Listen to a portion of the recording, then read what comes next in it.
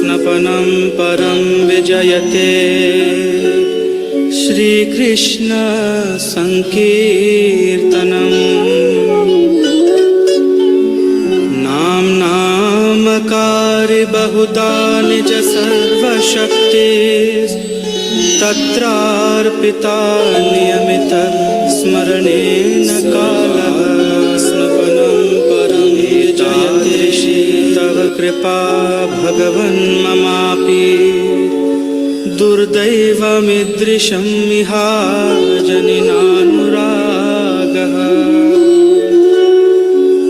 तृणादपि सुनिचेन तरोरपि सहिष्णुना अमानिना मानदेन कीर्तनीय सदा हरे न धनं न जनं न सुन्दरीं कवितां वा जगदीश कामये मम जन्मनि जन्मनीश्वरे भवतात् भक्ति अहेतुकी त्वयि।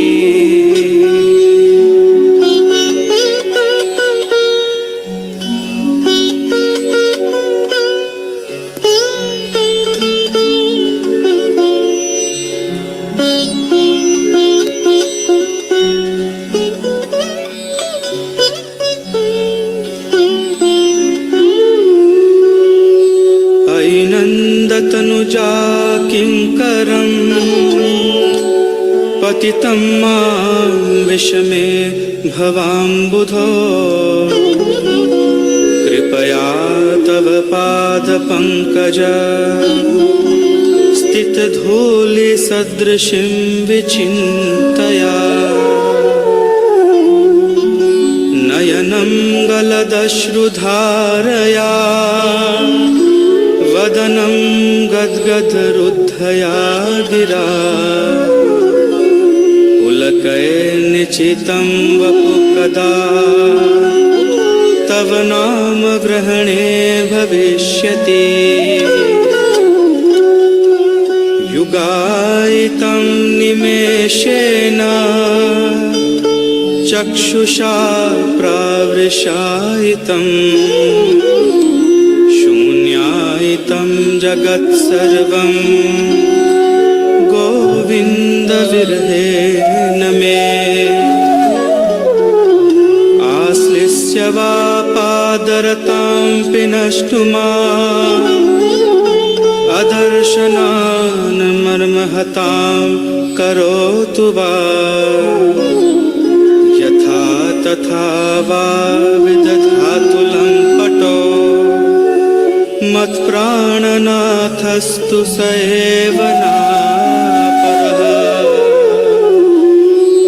हरे कृष्णा कृष्णा कृष्णा हरे हरे हरे राम राम राम हरे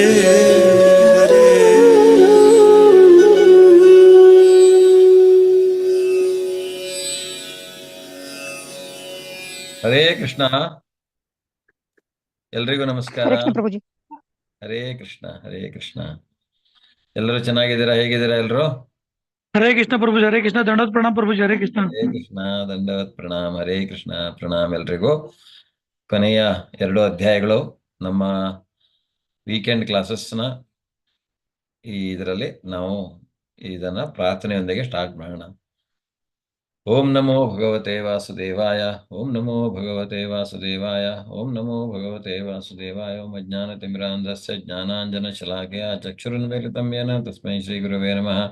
श्री चैतन्य मनोभीष्टं स्थापितं येन भूतले स्वयं रूपा कदा मह्यं ददाति स्वपदान्तिकं वन्देऽहं श्रीगुरो श्रीतपदकमलं श्रीगुरून् वैष्णवांश श्रीरूपं साग्रजातं सगणरघुनाथान्वितं तं सजीवं साद्वैतं सावधूतं परिजनसहितं कृष्णचैतन्यदेवं श्रीराधा कृष्णपादान् सगणललिता श्रीविशाखान्वितांश हे कृष्ण करुणा सिन्धो दीनबन्धो जगत्पते गोपेश गोपिका कान्ता राधा कान्त नमोस्तुते तप्त काञ्चन गौराङ्गे राधे वृन्दावनेश्वरी वृषभानुसुते देवी प्रणमामि हरिप्रिये वाञ्छाकल्पतरुभ्यश्च कृपा सिन्धुभ्येव च पतितानां पावनेभ्यो वैष्णवेभ्यो नमो नमः नमः वो विष्णुपादाय कृष्णप्रेष्ठाय भूतले श्रीमते भक्तिवेदान्तस्वामिनिति नामिने नमस्ते सारस्वते देवे गौरवाणी प्रचारिणे निर्विशेषा शून्यवादि पाश्चात्यादेशतारिणे जय श्री कृष्ण चैतन्य प्रभो नित्यानंद श्री अद्वैत गदाधर श्रीवासादि गौर भक्तवृंद हरे कृष्ण कृष्ण कृष्ण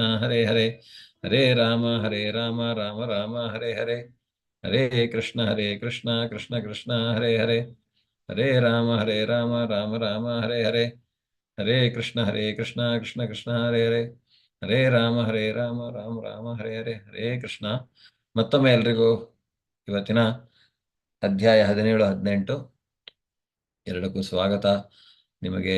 ಸೊ ನಾವು 16ನೇ ಅಧ್ಯಾಯವನ್ನು ಸಂಕ್ಷಿಪ್ತವಾಗಿ ನಾವು ನೋಡಿದರೆ ದೈವ ಆಸುರಿ ಸಂಪದ ವಿಭಾಗ ಯೋಗ. ದೈವಾಸುರಿ ಸಂಪದದಲ್ಲಿ ನಾವು ನೋಡಿದ್ದು ದೈವಿ ಗುಣಗಳನ್ನು ಇರುವವರು ಹೇಗೆ ಇರ್ತಾರೆ, ಆಸುರಿ ಗುಣಗಳವರು ಹೇಗಿರ್ತಾರೆ ಅನ್ನುವಂತಹದ್ದು. ಸೊ ಇವತ್ತು 17ನೇ ಅಧ್ಯಾಯ ಅನಧಿಕೃತ ಆರಾಧನೆ, ಮನಸ್ಸಿಗೆ ಬಂದ ಹಾಗೆ ಪೂಜೆ ಮಾಡೋದು, ಆ ರೀತಿಯಾಗಿ ಮಾಡಿದರೆ ಏನಾಗತ್ತೆ, ಶಾಸ್ತ್ರ ವಿಧಿಸದೆ ನಾವು ಆ ರೀತಿಯಾಗಿ ಮಾಡಿದರೆ ಏನಾಗತ್ತೆ ಅನ್ನುವಂಥದ್ದು. ಮತ್ತೆ 3 ವಿಧಗಳಲ್ಲಿ ದಾನ, 3 ವಿಧಗಳ ತಪಸ್ಸು, 3 ವಿಧಗಳ ಯಜ್ಞ. ಸೊ ಇದ್ರ ಬಗ್ಗೆ ಎಲ್ಲ ನಾವು ತಿಳ್ಕೊಳ್ಳೋಣ. ಮತ್ತು ಓಂ ತತ್ಸತ್ ಅಂದ್ರೆ ಏನು ಅನ್ನೋದನ್ನ 17ನೇ ಅಧ್ಯಾಯದಲ್ಲಿ ನಾವು ತಿಳ್ಕೊಳ್ಳಿಕ್ಕಿದ್ದೇವೆ. 18ನೇ ಅಧ್ಯಾಯ ಮೋಕ್ಷ ಸನ್ಯಾಸ ಯೋಗ. ಅದರಲ್ಲಿ ಕೊನೆಯದಾಗಿ ಭಗವಂತ ನಮಗೆ ಏನೆಲ್ಲ ಹೇಳಿದ್ದಾನೆ ಅದರ ಬಗ್ಗೆ ನಾವು ತಿಳ್ಕೊಳ್ಳೋಣ. ದಯವಿಟ್ಟು ಯಾರಿಗೆ ಓದಬೇಕು ಹ್ಯಾಂಡ್ ರೈಸ್ ಮಾಡಿ, ಆಪ್ಷನ್ಸ್ ಕೊಡ್ತೇನೆ ಮಿಡ್ಲಲ್ಲಿ. ಓಕೆ, ಹರೇ ಕೃಷ್ಣ. ಧನ್ಯವಾದಗಳು ಎಲ್ರಿಗೂ. ಶ್ರೀ ಶ್ರೀ ರಾಧಾ ಗೋವಿಂದ, ಶ್ರೀಲಾ ಪ್ರಭುಪಾದರು, ಶ್ರೀ ರಾಮಕೃಷ್ಣದಾಸ್ ಪ್ರಭುಜಿಯವರ ಚರಣ ಕಮಲಾರವಿಂದಗಳಿಗೆ ವಂದಿಸ್ತಾ ನಾವು ಇವತ್ತಿನ ಈ ಅಧ್ಯಾಯವನ್ನ ಸ್ಟಾರ್ಟ್ ಮಾಡೋಣ. ಹರೇ ಕೃಷ್ಣ. ಅರ್ಜುನ ಉವಾಚ ಯಶಾಸ್ತ್ರವಿಧಿಮಸ್ಸೃಜ್ಯ ಯಜಂತೆ ಶ್ರದ್ಧಯಾನ್ವಿತಾಃ ತೇಷಾಂ ನಿಷ್ಠಾತು ಕಾ ಕೃಷ್ಣ ಸತ್ವಮಾಹೋ ರಜಸ್ತಮಃ. ಅರ್ಜುನನು ಪ್ರಶ್ನಿಸಿದನು, ಕೃಷ್ಣ ಧರ್ಮಶಾಸ್ತ್ರಗಳ ತತ್ವಗಳನ್ನು ಅನುಸರಿಸದೆ ತಮ್ಮ ಕಲ್ಪನೆಗೆ ಅನುಗುಣವಾಗಿ ಪೂಜೆ ಮಾಡುವವರ ಸ್ಥಿತಿ ಏನು? ಅವರು ಸತ್ವಗುಣದವರೇ, ರಜೋಗುಣದವರೇ, ತಾಮಸ ಗುಣದವರೇ? ತಮ್ಮ ಕಲ್ಪನೆಗೆ ಅನುಗುಣವಾಗಿ ಧರ್ಮಶಾಸ್ತ್ರಗಳನ್ನು ಅನುಸರಿಸದೆ. ಹಾಗಿದ್ರೆ ಏನ್ ಮಾಡ್ಬೇಕು? ಹಾಗೆ ಅವರು ಏನ್ ಮಾಡ್ತಾರೆ ಅಂದ್ರೆ, ಅವರು ಯಾವ ಗುಣದಲ್ಲಿ ಇರ್ತಾರೆ? ತಮ್ಮ ಊಹೆಗೆ ಅನುಸಾರವಾಗಿ ಅಲ್ವಾ. ಅವರು ಯಾವುದೇ ಶಾಸ್ತ್ರಗಳನ್ನ ಅನುಸರಿಸುವುದಿಲ್ಲ, ಧರ್ಮಶಾಸ್ತ್ರಗಳನ್ನು ಅನುಸರಿಸದೆ ಆ ರೀತಿಯಾಗಿ ಪೂಜೆ ಮಾಡುವವರ ಸ್ಥಿತಿ ಏನು? ಅವರು ಯಾವ ಗುಣದಲ್ಲಿ ಇರ್ತಾರೆ ಅನ್ನೋದನ್ನ ಇಲ್ಲಿ ಅರ್ಜುನ ಕೇಳ್ತಾ ಇದ್ದಾನೆ ಭಗವಂತನ ಹತ್ರ. ಭಗವಂತ ಅದಕ್ಕೆ ಉತ್ತರ ಕೊಡ್ತಾನೆ. ಶ್ರೀ ಭಗವಾನುವಾಚ ತ್ರಿವಿಧ ಭವತಿ ಶ್ರದ್ಧಾ ದೇಹಿನಾಂ ಸಾ ಸ್ವಭಾವಜ ಸಾತ್ವಿಕಿ ರಾಜಸಿ ಚೈವ ತಾಮಸಿ ಚೇತಿತಾಂ ಶೃಣು. ಸತ್ವಾನುರೂಪ ಸರ್ವಸ್ಯ ಶ್ರದ್ಧಾ ಭವತಿ ಭಾರತ. ಶ್ರದ್ಧಾಮಯೋಯಂ ಪುರುಷೋ ಯೋ ಯಶ್ರದ್ಧಾ ಸ ಏವ ಸಹ. ಹರೇ ಕೃಷ್ಣ. ಯಾರಾದರೂ ಓದ್ತೀರಾ ಅರ್ಥ?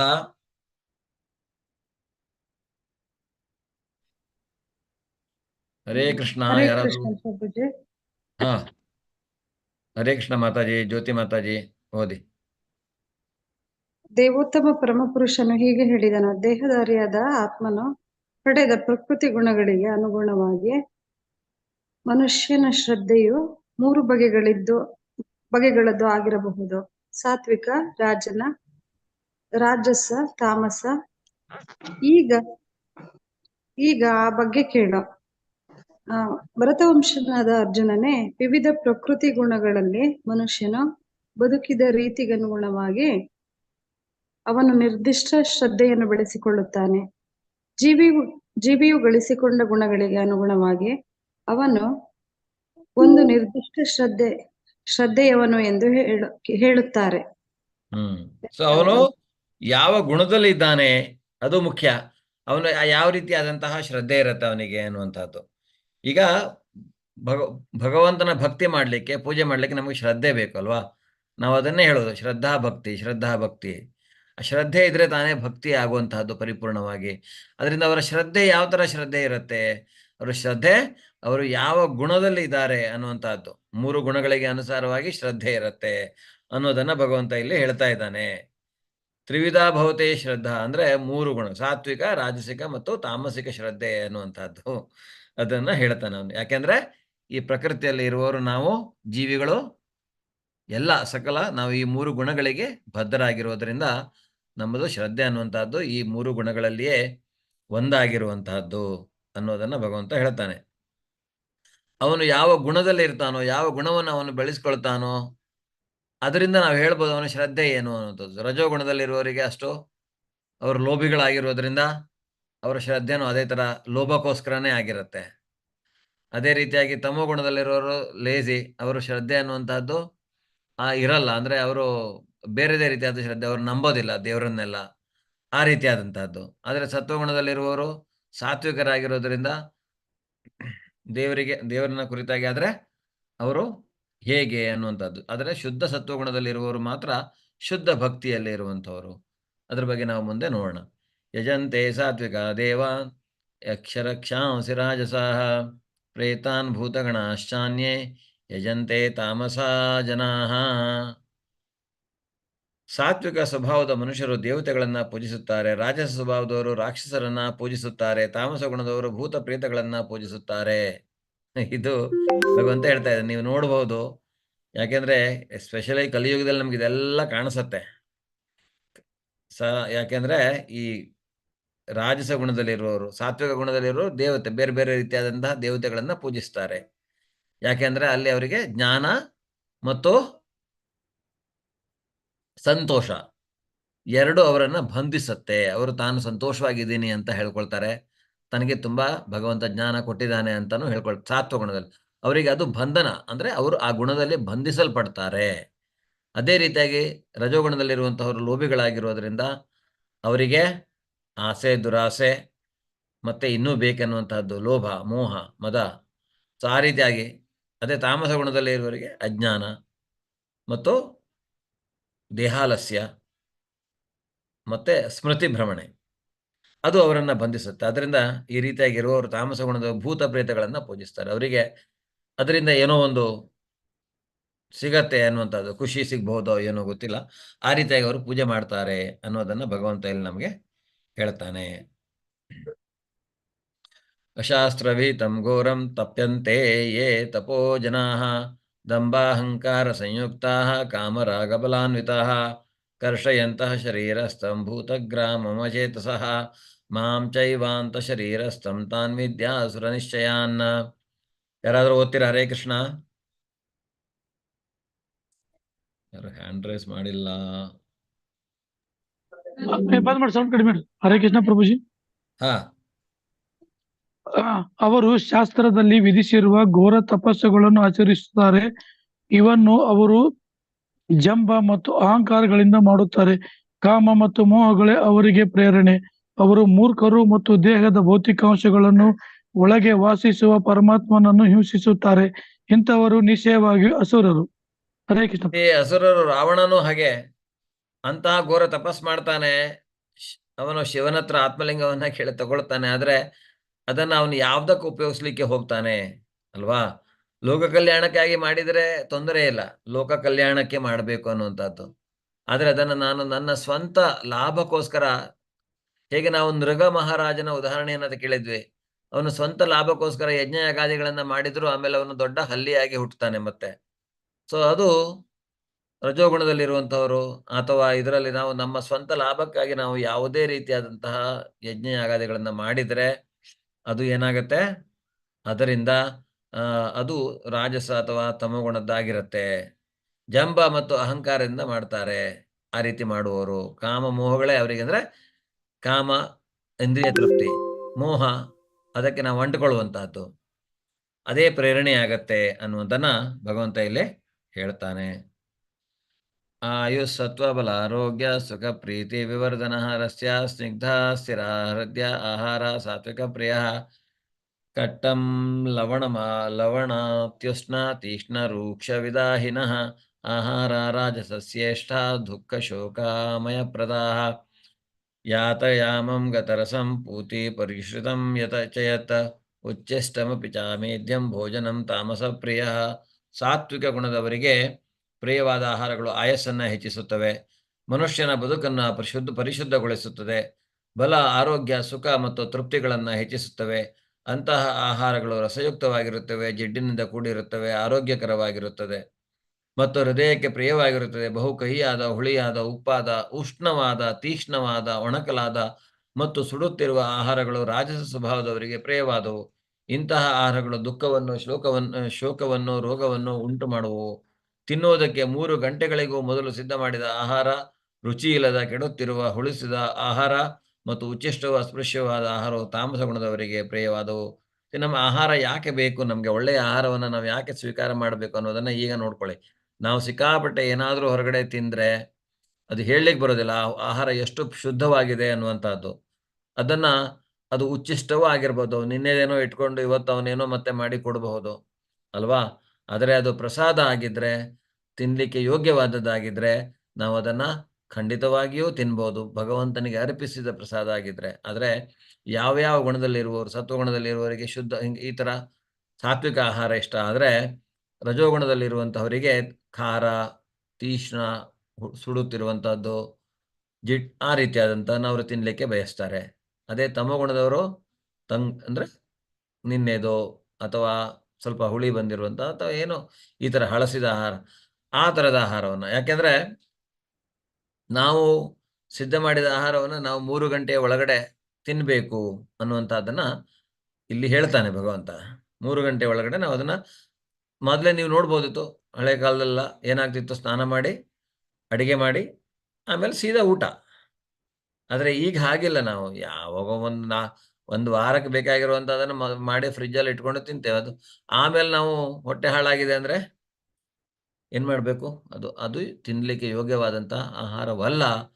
ಅದರಿಂದ ಮಾಡಿ ಭಗವಂತನಿಗೆ ಅರ್ಪಿಸಿ ಅದನ್ನು ಪ್ರಸಾದ ರೂಪದಲ್ಲಿ ನಾವು ಸ್ವೀಕಾರ ಮಾಡೋದರಿಂದ ಅದು ಏನಾಗತ್ತೆ, ನಮಗೆ ಆರೋಗ್ಯಕರವಾದಂಥ ಆಹಾರವಾಗಿರುತ್ತೆ. ರಸಯುಕ್ತ, ಜಿಡ್ಡಿನಿಂದ ಕೂಡಿರುವಂತಹದ್ದು ನಾವು ತಿನ್ನುವಂಥ ಆಹಾರ ನೋಡ್ಬೋದು. ಈಗ ಯಾವುದೇ ಹಾಲಿನ ಪದಾರ್ಥಗಳು ನಾವು ಅದನ್ನು ತಿನ್ಬೋದು, ಅದು ನಮಗೆ ಜಿಡ್ಡು ಕೊಡತ್ತೆ ಅಲ್ವಾ. ಸೊ ಆ ರೀತಿಯಾದಂಥ ಆಹಾರವನ್ನು ನಾವು ಸ್ವೀಕಾರ ಮಾಡಿದರೆ, ಹೀಗೆ 3 ಗುಣಗಳಲ್ಲಿ 3 ರೀತಿಯಾದಂಥ ಆಹಾರವನ್ನು ಜನರು ಇಷ್ಟಪಡ್ತಾರೆ ಅನ್ನೋದನ್ನು ಇಲ್ಲಿ ಹೇಳ್ತಾನೆ.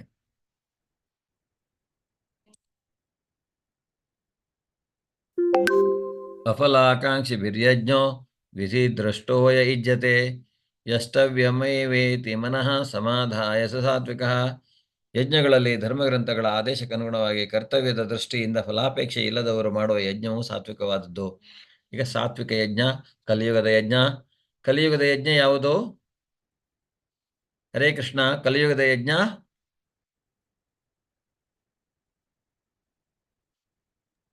ಹರೇ ಕೃಷ್ಣ ಜಪ ಮಾಡೋದು ಗುರುಜಿ. ಕಲಿಯುಗದ ಯಜ್ಞ ಜಪಯಜ್ಞ.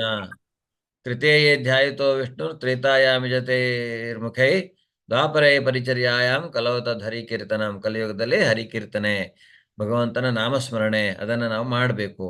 ಅದರಿಂದ ಧರ್ಮ ಗ್ರಂಥಗಳ ಆದೇಶಕ್ಕನುಗುಣವಾಗಿ ಕರ್ತವ್ಯ ದೃಷ್ಟಿಯಿಂದ ಫಲಾಪೇಕ್ಷೆ ಇಲ್ಲದವರು ಮಾಡುವ ಯಜ್ಞವು ಸಾತ್ವಿಕ. ಈ ರೀತಿಯಾದಂತಹ ಯಜ್ಞವನ್ನು ನಾವು ಯಾವುದೇ ಫಲಾಪೇಕ್ಷೆಯಿಲ್ಲದೆ ಹರಿನಾಮ ಸ್ಮರಣೆಯನ್ನು ಮಾಡಬೇಕು. ಹರಿಯ ಸುಪ್ರೀತಿಗಾಗಿ ಮಾಡುವಂಥದ್ದು, ಅವನನ್ನು ಸುಪ್ರೀತಿಗೊಳಿಸಬೇಕು. ಅವನ ಕರುಣೆ ಅಥವಾ ಅವನ ಪ್ರೀತಿ ನಮ್ಮ ಮೇಲೆ ಸದಾ ಇರಬೇಕು ಅನ್ನೋದು, ಅವನ ಸುಪ್ರೀತಿಗೋಸ್ಕರ ನಾವು ಇದನ್ನು ಮಾಡುವಂಥ. ಅವನು ಭಗವಂತ ಖುಷಿಯಾದರೆ, ಅವನು ನಮ್ಮನ್ನು ನೋಡಿದರೆ, ಭಕ್ತರನಾಗಿ ನಮ್ಮನ್ನು ಸ್ವೀಕಾರ ಮಾಡಿದರೆ, ನಮಗೆ ಅದಕ್ಕಿಂತ ಪುಣ್ಯವಾದದ್ದು ಮತ್ತೆ ಯಾವುದಿದೆ? ಅದಕ್ಕಾಗಿ ನಾವು ಹೆಚ್ಚು ಜಪವನ್ನು ಮಾಡೋದ್ರಿಂದ ನಾವು ಭಗವಂತನ ದೃಷ್ಟಿಯನ್ನು ನಮ್ಮ ಮೇಲೆ ಪಡೆಯಬಹುದು. ಅಭಿಸಂದಾಯತು ಫಲಂ ದಂಭಾರ್ಥಮಪಿ ಚೈವೇತ್ ಇಜ್ಜತೆ ಭರತ ಶ್ರೇಷ್ಠ ತಮ್ ಯಜ್ಞಂ ವಿದ್ದಿಶಾಜಸಂ. ಭರತವಂಶದ ಶ್ರೇಷ್ಠನೇ, ಐಹಿಕ ಲಾಭಕ್ಕಾಗಿ ಅಥವಾ ಅಹಂಕಾರದಿಂದಾಗಿ ಮಾಡುವ ಯಜ್ಞವು ರಾಜಸವೆಂದು ತಿಳಿದುಕೋ. ಸ್ವಂತ ಲಾಭಕ್ಕಾಗಿ ಮಾಡುವಂತಹದ್ದು ಅದು ರಾಜಸ. ವಿಧಿಹೀನಮಸಸ್ನಾನಂ ಮಂತ್ರಹೀನಮದಕ್ಷಿಣಂ ಶ್ರದ್ಧಾ ವಿರಹಿತಂ ಯಜ್ಞಂ ತಾಮಸಂ ಪರಿಚಕ್ಷತೆ. ಧರ್ಮಗ್ರಂಥಗಳ ಆದೇಶಗಳನ್ನು ಲಕ್ಷ್ಯ ಮಾಡದೆ, ಪ್ರಸಾದವನ್ನು ಹಂಚದೆ, ವೇದ ಸ್ತೋತ್ರಗಳನ್ನು ಹೇಳದೆ, ಪುರೋಹಿತರಿಗೆ ಸಂಭಾವನೆ ಇಲ್ಲದೆ ಮತ್ತು ಶ್ರದ್ಧೆ ಇಲ್ಲದೆ ಮಾಡಿದ ಜ್ಞಾನವನ್ನು ತಾಮಸ ಗುಣದ್ದು ಅಂತ. ಈ ರೀತಿಯಾಗಿ ಮಾಡಲೇಬಾರದು. ಸುಮ್ಮನೆ ತಮಗೆ ಮನಸ್ಸಿಗೆ ಬಂದಂಗೆ ಯಾರೋ ಏನೋ ಹೇಳಿದ್ದಾರೆ ಅಂತ ಆ ರೀತಿಯಾದಂಥ ಯಜ್ಞ ಮಾಡುವಂತಹದ್ದು. ನೋಡಿ, ಇಲ್ಲಿ ಪ್ರಸಾದವನ್ನು ಯಾರಿಗೂ ಕೊಡದೇನೆ, ಅದು ಧರ್ಮಗ್ರಂಥಗಳ ಆದೇಶದಿಂದ ಹೊರಗೆ, ಅಂದ್ರೆ ಮನಸ್ಸಿಗೆ ಬಂದ ಹಾಗೆ ಮಾಡುವಂತಹದ್ದು.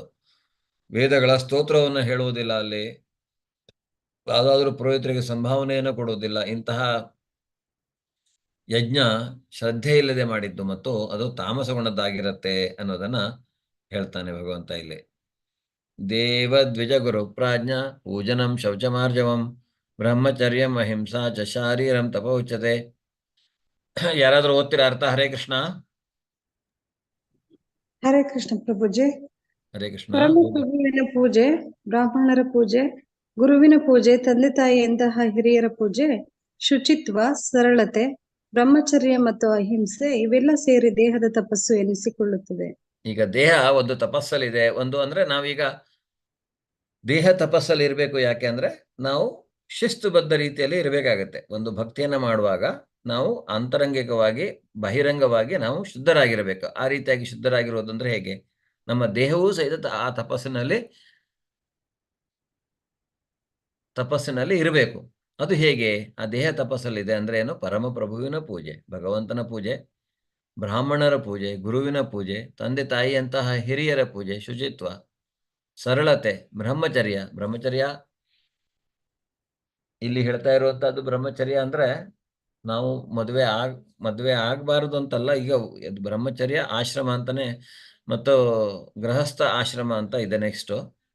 ಆದ್ರೆ ಅದೇನೇ ಮಾಡಿದ್ರು ಈ ಗೃಹಸ್ಥಾಶ್ರಮದಲ್ಲಿ ಇದ್ದೂ ಸಹಿತ ನಾವು ಇದನ್ನೆಲ್ಲ ಮಾಡಬಹುದು. ಯಜ್ಞ, ದಾನ ಎಲ್ಲ ಮಾಡಬಹುದು. ಅದು ಸಹಿತ ಇದನ್ನೆಲ್ಲ ಮಾಡಿ ನಾವು ಭಕ್ತಿಯನ್ನ ಮಾಡ್ಬೋದು. ಅದಕ್ಕಾಗಿ ಈ 4 ಆಶ್ರಮ ಇದೆ. ಗೃಹಸ್ಥಾಶ್ರಮ ಅನ್ನುವಂತಹದ್ದು ಇದೆ, ಮತ್ತು ಅಹಿಂಸೆ, ಇವೆಲ್ಲ ಹಿಂಸೆ ಮಾಡದೇ ಇರುವಂತ ಇವೆಲ್ಲ ಸೇರಿದರೆ ಇದು ದೇಹದ ತಪಸ್ಸು ಅಂತ ಕರೆಸ್ಕೊಳ್ಳುತ್ತೆ. ಅನುದ್ವೇಗಕರಂ ವಾಕ್ಯಂ ಸತ್ಯಂ ಪ್ರಿಯಹಿತಂ ಸೇತ್ ಸ್ವಾಧ್ಯಾಯಾಭ್ಯಸನಂ ಚೈವ ವಾಂಗ್ಮಯಂ ತಪ ಉಚ್ಯತೆ. ಸತ್ಯವಾದ, ಸಂತೋಷಕರವಾದ, ಹಿತವಾದ ಮತ್ತು ಇತರರ ಮನಸ್ಸನ್ನು ಕಲಕದ ಮಾತುಗಳನ್ನು ಆಡುವುದು, ಕ್ರಮ ತಪ್ಪದೆ ವೇದ ಸಾಹಿತ್ಯವನ್ನು ವಾಚನ ಮಾಡುವುದು, ಇವೆಲ್ಲ ಸೇರಿ ಮಾತಿನ ತಪಸ್ಸಾಗುತ್ತೆ. ಸೊ ಮಾತಿನ ತಪಸ್ಸು ಶಾಸ್ತ್ರವನ್ನ ತಿಳ್ಕೊಳ್ಳುವಂತಹದ್ದು, ಗುರುಗಳ ಮುಖಾಂತರ ಉತ್ತರವನ್ನ ಕಂಡುಕೊಳ್ಳುವಂತಹದ್ದು, ಮತ್ತು ಹಿತವಾದ, ಇತರರ ಮನಸ್ಸನ್ನ ಕಲಕದ ಮತ್ತೆ ಬೇರೆಯವರಿಗೆ ಸಂತೋಷವಾಗುವಂತಹ ಮಾತುಗಳನ್ನು ಆಡುವಂತಹದ್ದು, ಅದು ಮಾತಿನ ತಪಸ್ಸು ಅಂತ ಕಲಿಸ್ಕೊಳ್ಳುತ್ತೆ. ಈಗ ಸತ್ಯವನ್ನ ಆಡ್ಕೊಂಡು ಯುಧಿಷ್ಠಿರ ಸಶರೀರನಾಗಿ ಸ್ವರ್ಗಕ್ಕೆ ಹೋಗ್ತಾನೆ ಅನ್ನೋದನ್ನು ನಾವು ಹೇಳಿದ್ದೇವೆ. ಈಗ ಸತ್ವಗುಣದಲ್ಲಿ ಸತ್ಯವನ್ನ ಮಾತಾಡ್ತಾರೆ, ಜನರಿಗೆ ತುಂಬಾ ಸಂತೋಷ ಕೊಡುವಂತಹದ್ದು, ಅವರಿಗೆ ಉಪಯೋಗವಾಗುವಂತಹ ಮಾತುಗಳನ್ನು ಆಡ್ತಾರೆ. ಆದರೆ ರಜೋಗುಣದಲ್ಲಿ ತಿರುಚಿ ಹೇಳುವಂತಹದ್ದು, ಮ್ಯಾನಿಪ್ಯುಲೇಟ್ ಮಾಡುವಂತಹದ್ದು ಅಥವಾ ಹಿಂದ್ಗಡೆ ಹೇಳುವಂತಹದ್ದು, ನಮ್ಮ ಅವಶ್ಯಕತೆಗೆ ಅನುಗುಣವಾಗಿ ನಾವು ಮಾತನಾಡುವಂತಹದ್ದು. ಸೊ ಇದು ತಪಸ್ಸು ಅಂತ ಕರೆಸಿಕೊಳ್ಳುವುದಿಲ್ಲ. ಇಗ್ನರೆನ್ಸ್ ಅಥವಾ ಇವರು ಯಾವುದೋ ತಮೋಗುಣದಲ್ಲಿ ಸುಳ್ಳು ಹೇಳುವಂತಹದ್ದು, ತುಂಬಾ ಕೋಪ ಮಾಡಿಕೊಂಡು ಸಿಟ್ಟು ಮಾಡ್ಕೊಂಡು ಮಾತಾಡುವಂತಹದ್ದು, ಬೇರೆಯವರಿಗೆ ತೊಂದರೆ ಮಾಡುವಂತಹದ್ದು, ಈ ರೀತಿಯಾದಂತಹ ತಪಸ್ಸು ಮಾತುಗಳನ್ನು ಅವರು ಆಡ್ತಾರೆ. ಈ ಸಾಕ್ರೆಟಸ್ ಅವನು ತತ್ವಜ್ಞಾನಿ. ಅವನ ಹತ್ರ ಒಬ್ಬ ಫ್ರೆಂಡ್ ಬರ್ತಾನೆ, ಕೇಳ್ತಾನೆ, ನೋಡಪ್ಪ ನಾನೀಗ ಒಂದು ವಿಷಯ ಹೇಳಬೇಕು. ಅದಕ್ಕೆ ಇವನು ಕೇಳ್ತಾನೆ, ನೀನು ಹೇಳುವಂತಹ ವಿಷಯ ಸತ್ಯನಾ? ಅವನು ಹೇಳ್ತಾನೆ, ಅದು ನನಗೆ ಗೊತ್ತಿಲ್ಲ, ಆದರೆ ನಾನು ನಿನ್ನ ಹತ್ರ ಶೇರ್ ಮಾಡ್ಕೋಬೇಕಂತ ಬಂದಿದ್ದೇನೆ. ಸರಿ, ನಿನಗೆ ಸತ್ಯನಾ ಅಂತ ಗೊತ್ತಿಲ್ಲದೆ ಇದ್ರೆ ಬಿಟ್ಬಿಡು. ಅದರಿಂದ ಯಾರಿಗಾದ್ರೂ ಸಂತೋಷ ಆಗತ್ತಾ? ಯಾರಿಗಾದ್ರೂ ಖುಷಿ ಕೊಡತ್ತಾ ನೀನು ಹೇಳುವಂತಹ ಮಾತು? ಅದು ತನಗೂ ಗೊತ್ತಿಲ್ಲ, ಆದರೆ ಆ ವಿಷಯ ನಾನು ನಿನ್ಗೆ ಹೇಳಬೇಕು. ಸರಿ ಬಿಡಪ್ಪ, ಅದು ಗೊತ್ತಿಲ್ಲ ಅಂದ್ರೆ ಇದು ಯಾರಿಗಾದ್ರೂ ಉಪಯೋಗ ಬರುವಂತಹದ್ದ? ಯಾರಿಗಾದ್ರೂ ಅದರಿಂದ ಲಾಭ ಇದೆಯಾ? ನೀನು ಹೇಳುವಂತಹ ಇದರಿಂದ ಉಪಯೋಗ ಆಗತ್ತೆ ಯಾರಿಗಾದ್ರೂ? ಅವನು ಅದೂ ಗೊತ್ತಿಲ್ಲ ಅಂತಾನೆ. ಆಗ ಇವನು ಹೇಳ್ತಾನೆ, ನೀನು ಆ ವಿಷಯ ನನಗೆ ಹೇಳೋದೇ ಬೇಡ, ನೀನು ಹೋಗ್ಬಿಡು ಅಂತ. ಸೊ ಇದು ಮಾತಿನ ತಪಸ್ಸು. ನಾವು ಆಡುವಂತಹ ಮಾತು ಸತ್ಯನ, ಯಾರಿಗಾದರೂ ಸಂತೋಷ ಕೊಡುವಂತಹದ್ದ ಅಥವಾ ಯಾರಿಗಾದರೂ ಉಪಯೋಗವಾಗುವಂಥದ್ದು ಅಂತ ನೋಡಿದರೆ ಆ ರೀತಿಯಾದ ಇದು ನಿಜವಾದ ಮಾತಿನ ತಪಸ್ಸು ಅನ್ನುವಂಥದ್ದು. ಮನಃ ಪ್ರಸಾದ ಸೌಮ್ಯತ್ವಂ ಮೌನಂ ಆತ್ಮವಿನಿಗ್ರಹ ಭಾವ ಸಂಶುದ್ಧಿರಿತ್ಯೇತ ತಪೋ ಮಾನಸ ಉಚ್ಯತೆ. ಮನಸ್ಸಿನ ಪ್ರಸಾದತೆ, ಸರಳತೆ, ಮೌನ, ಆತ್ಮಸಂಯಮ ಮತ್ತು ಅಸ್ತಿತ್ವದ ಶುದ್ಧಿ ಇವು ಮನಸ್ಸಿನ ತಪಸ್ಸು. ಮನಸ್ಸು ಅನ್ನುವಂತಹದ್ದು ಹೇಗಿರಬೇಕು ಅನ್ನುವಂಥದ್ದು ಮೌನವಾಗಿರುವಂತಹದ್ದು, ಅಂದರೆ ಶಾಸ್ತ್ರಕ್ಕೆ ಅನುಗುಣವಾಗಿ ಮಾತನಾಡುವಂತಹದ್ದು, ಇಲ್ಲ ಸಲ್ಲದ ಮಾತುಗಳನ್ನು ಆಡದೇ ಇರುವಂತಹದ್ದು. ಅದು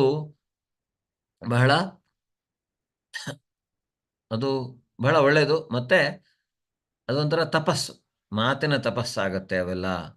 ಮನಸ್ಸಿನ ತಪಸ್ಸು ಸರಳವಾಗಿರುವಂತಹದ್ದು, ಆತ್ಮ ಸಂಯಮ, ಧೃತಿಗೆಡದೇ ಇರುವಂತಹದ್ದು. ಯಾವಾಗಲೂ ನಾವಿರುವಲ್ಲಿಯೇ ಶುದ್ಧಿ ಮಾಡುವಂಥ, ನಾವು ತಿನ್ನುವಂಥ ಆಹಾರ ಇರ್ಬೋದು, ಐಹಿಕವಾಗಿ ಅಂತರಂಗಿಕವಾಗಿ ನಾವು ಶುದ್ಧಿಯನ್ನು ಪಡೆದುಕೊಳ್ಳುವಂಥದ್ದು. ಸತ್ಕಾರಮಾನ ಪೂಜಾರ್ಥಂ ತಪೋದಂಭೇನ ಚೈವಯತ್ ಕ್ರಿಯತೆ ತದಿಹ ಪ್ರೋಕ್ತಂ ರಾಜಸಂ ಚಲಮಧ್ರುವಂ. ಡಂಬಕ್ಕಾಗಿ ಮತ್ತು ಗೌರವ ಪೂಜೆಗಳನ್ನು ಪಡೆಯುವುದಕ್ಕಾಗಿ ಮಾಡುವ ತಪಸ್ಸು ರಾಜಸ ಎಂದು ಹೇಳುತ್ತಾರೆ. ಇದು ಸ್ಥಿರವೂ ಅಲ್ಲ, ಶಾಶ್ವತವೂ ಅಲ್ಲ. ಅದರಿಂದ ನಾವು ಮಾಡುವಂಥ ತಪಸ್ಸು ನಮ್ಮ ಪ್ರತಿಷ್ಠೆಗೋಸ್ಕರ ನಾವು ಮಾಡ್ತಾ ಇದ್ರೆ ಅಂತಹ ತಪಸ್ಸು, ಪೂಜೆ, ಅದು ತನ್ನ ಇದಕ್ಕೆ ಮಾಡುವಂಥದ್ದು ರಾಜಸಿಕ ಅಂತ ಹೇಳ್ತಾನೆ. ಇದೇನು ಪರ್ಮನೆಂಟ್ ಅಲ್ಲ ಅನ್ನುವಂಥದ್ದು. ಮೂಢಗ್ರಾಹೇಣಾತ್ಮನೋ ಯತ್ ಪೀಡೆಯ ಕ್ರಿಯತೆ ತಪಃ ಪರಸ್ಯೋತ್ಸಾದನಾರ್ಥಂ ವಾ ತತ್ತಾಂ ಸಮುದಾರತಂ. ಮೂರ್ಖತನದಿಂದ ತನ್ನನ್ನೇ ಹಿಂಸೆ ಮಾಡಿಕೊಂಡು ಅಥವಾ ಇತರರನ್ನು ನಾಶ ಮಾಡಲು ಅಥವಾ ಅವರಿಗೆ ತೊಂದರೆ ಮಾಡಲು ಮಾಡುವ ತಪಸ್ಸು ತಾಮಸ ತಪಸ್ಸು ಎಂದು ಹೇಳಲಾಗುತ್ತದೆ. ಈ ರೀತಿಯಾದಂಥ ತಪಸ್ಸು, ನಾವು ಅದನ್ನು ಬೇರೆಯವರಿಗೆ ತೊಂದರೆ ಕೊಡ್ಲಿಕ್ಕೋಸ್ಕರನೇ ಆ ರೀತಿಯಾದ ತಪಸ್ಸು ಮಾಡಿದರೆ ಅದು ತಾಮಸ ಅನ್ನೋದನ್ನು ಇಲ್ಲಿ ಹೇಳ್ತಾರೆ. ದಾತವ್ಯಮಿತಿ ಯದ್ದಾನಂ ದೀಯತೆ ಅನುಪಕಾರಣೆ ದೇಶೇ ಕಾಲೇ ಚ ಪಾತ್ರೇ ಚ ತದ್ದಾನಂ ಸಾತ್ವಿಕಂ ಸ್ಮೃತಂ. ಈಗ ನಾವು ಕೊಡುವಂತಹ ದಾನ ಹೇಗಿರಬೇಕು? ದಾನ ಸರಿಯಾದ ಪ್ರತಿಫಲದ ನಿರೀಕ್ಷಣೆ ಇಲ್ಲದೆ ಯೋಗ್ಯನಾದವನಿಗೆ ಸರಿಯಾದ ಕಾಲ ಮತ್ತು ದೇಶಗಳಲ್ಲಿ ಕರ್ತವ್ಯವೆಂದು ಮಾಡಿದ ದಾನ ಸಾತ್ವಿಕ ದಾನ. ಯಾರಿಗೆ ನಾವು ದಾನವನ್ನು ಮಾಡಿದರಾಗಲೂ ಅದು ಸರಿಯಾದವನಿಗೆ ಮಾಡಬೇಕು, ಯೋಗ್ಯನಾದವನಿಗೆ ಸರಿಯಾದ ಸಮಯದಲ್ಲಿ ಮತ್ತೆ ಸರಿಯಾದ ಕಾರಣಕ್ಕೋಸ್ಕರ ನಾವು ಆ ದಾನವನ್ನು ಮಾಡಬೇಕು. ಅದು ಸಾತ್ವಿಕ ಅಂತ ಕರೆಸ್ಕೊಳ್ಳುತ್ತೆ. ಹಾಗಿದ್ರೆ ಯಾವ ರೀತಿ ದಾನವನ್ನು ನಾವು ಮಾಡಬಾರದು ಅನ್ನೋದನ್ನು ನೋಡ್ಲಿಕ್ಕೆ ಹೋದ್ರೆ, ಯತ್ತು ಪ್ರತ್ಯುಪಕಾರಾರ್ಥಂ ಫಲಂ ಉದ್ದೇಶ್ಯ ವಾ ಪುನಃ ದೀಯತೆ ಚ ಪರಿಕ್ಲಿಷ್ಟಂ ತದ್ದಾನಂ ರಾಜಸ ಸ್ಮೃತಂ. ಆದರೆ ಪ್ರತ್ಯುಪಕಾರವಾದ ಬಯಕೆಯಿಂದ ಅಥವಾ ಕರ್ಮಫಲಾಪೇಕ್ಷೆಯಿಂದ ಅಥವಾ ಇಷ್ಟವಿಲ್ಲದೆ ನೀಡುವ ದಾನವನ್ನು ರಾಜಸ ಎಂದು ಕರೆಯುತ್ತಾರೆ. ಇಂತಹ ದಾನಗಳನ್ನು ನಾವು ಮಾಡಿ ಅದನ್ನು ನಾನು ಮಾಡಿದ್ದೇನೆ ಅಂತ ತೋರಿಸ್ಕೊಳ್ಳೋದಕ್ಕೆ ಈ ರೀತಿಯಾಗಿ ಮಾಡಿದರೆ ಅದು ರಾಜಸ ದಾನ ಅಂತ ಕರೆದುಕೊಳ್ಳುತ್ತೆ. ಇಂತಹ ದಾನವನ್ನು ನಾವು ಪ್ರತ್ಯುಪಕಾರ, ಒಬ್ಬರಿಗೆ ನಾವೇನಾದರೂ ದಾನ ಮಾಡಿದರೆ ಅವರಿಂದ ನಾವು ಮತ್ತೇನಾದರೂ ಎಕ್ಸ್ಪೆಕ್ಟ್ ಮಾಡುವಂಥದ್ದು, ಆ ರೀತಿಯಾದಂತಹ ದಾನವನ್ನು ನಾವು ಮಾಡಬಾರದು ಅನ್ನುವಂಥದ್ದು ರಾಜಸ ದಾನ ಅನ್ನುವಂಥದ್ದನ್ನು ಭಗವಂತ ಹೇಳ್ತಾನೆ. ಆದೇಶ ಕಾಲೇ ಯದ್ದಾನಂ ಅಪಾತ್ರೇಭ್ಯಶ್ಚ ದೀಯತೆ ಅಸತ್ಕೃತಂ ಅಜ್ಞಾತಂ ತತ್ತಾಂ ಸಮುದಾಹೃತಂ. ಅಶುಚಿಯಾದ ಸ್ಥಳದಲ್ಲಿ ಅನುಚಿತವಾದ ಕಾಲದಲ್ಲಿ ಅಪಾತ್ರನಿಗೆ ಕೊಟ್ಟ ದಾನ ಅಥವಾ ಯೋಗ್ಯ ಲಕ್ಷ್ಯವಿಲ್ಲದೆ ಗೌರವವಿಲ್ಲದೆ ಕೊಟ್ಟ ದಾನವನ್ನು ತಾಮಸ ದಾನ ಎಂದು ಕರೆಯುತ್ತಾರೆ. ನಾವೀಗ ಕೆಲವರು ಕೇಳ್ಬೋದು ಅಲ್ವಾ, ಕೆಲವರು ಕೆಟ್ಟ ಕೆಲಸಗಳಿಗೆ ಅದನ್ನು ಉಪಯೋಗಿಸ್ತಾರೆ. ನಮ್ಮ ಹತ್ರ ದಾನ ಅಂತ ಹಣ ಬೀಳ್ತಾರೆ ಅಥವಾ ಬೇರೆ ಏನು ತಗೊಳ್ತಾರೆ. ಆದರೆ ಅದನ್ನು ಅಂಥವರಿಗೆ ನಾವು ದಾನ ಕೊಡಬಾರ್ದು, ಅಪಾತ್ರರಿಗೆ ದಾನ ಕೊಡಬಾರ್ದು. ಅವರು ಅಪಾತ್ರ, ಅಶುಚಿಯಾದ ಸ್ಥಳದಲ್ಲಿ ಅದನ್ನು ಇಲ್ಲಿ ನೋಡ್ಬೋದು. ಹೀಗೆ ಇವನಿಗೆ ಮಾದಕ ದ್ರವ್ಯದ ಇದಿದೆ, ಅದನ್ನು ತಗೊಳ್ಳದೇ ಇದ್ರೆ ತಾನು ಸತ್ಯ ಹೋಗ್ತೀನಿ ಅನ್ನುವಂತಹದ್ದು ಒಂದು, ಅವನು ಹೊರಗಡೆ ಹೀಗೆ ಬೋರ್ಡ್ ಹಾಕೊಂಡಿರ್ತಾನೆ, ನನಗೆ ಬೇಕು, ದುಡ್ಡಿಲ್ಲ ನನ್ನ ಹತ್ರ, ಆದರೆ ನಾನು ವ್ಯಸನ ಮಾಡಬೇಕು, ಮಾದಕ ದ್ರವ್ಯ ತೆಗೆದುಕೊಳ್ಬೇಕು, ಅದಕ್ಕೆ ನನಗೆ ದುಡ್ಡು ಬೇಕು ಅಂತ ಹೇಳ್ತಾನೆ. ಸೊ ಆ ರೀತಿಯಾಗಿ ನಾವು ಅಂಥವರಿಗೆ ದಾನ ಕೊಟ್ಟಾಗ ಅವರು ಮಾಡುವಂತಹ ಪಾಪಗಳಲ್ಲಿ ನಾವು ಸಹಿತ ಭಾಗಿಯಾಗ್ತೇವೆ ಅಲ್ವಾ. ಅದರಿಂದ ಅಂತಹ ದಾನವನ್ನು ನಾವು ಮಾಡಬಾರದು. ಓಂ ತತ್ಸದಿತಿ ನಿರ್ದೇಶೋ ಬ್ರಹ್ಮಣ ಶ್ರೀವಿಧ ಸ್ಮೃತಃ ಬ್ರಹ್ಮಣಾಸ್ತೇನ ವೇದಾಶ್ಚ ಯಜ್ಞಾಶ್ಚ ವಿಹಿತಾ ಪುರ. ಯಾರಾದರೂ ಓದ್ತೀರಾ? ಹರೇ ಕೃಷ್ಣ.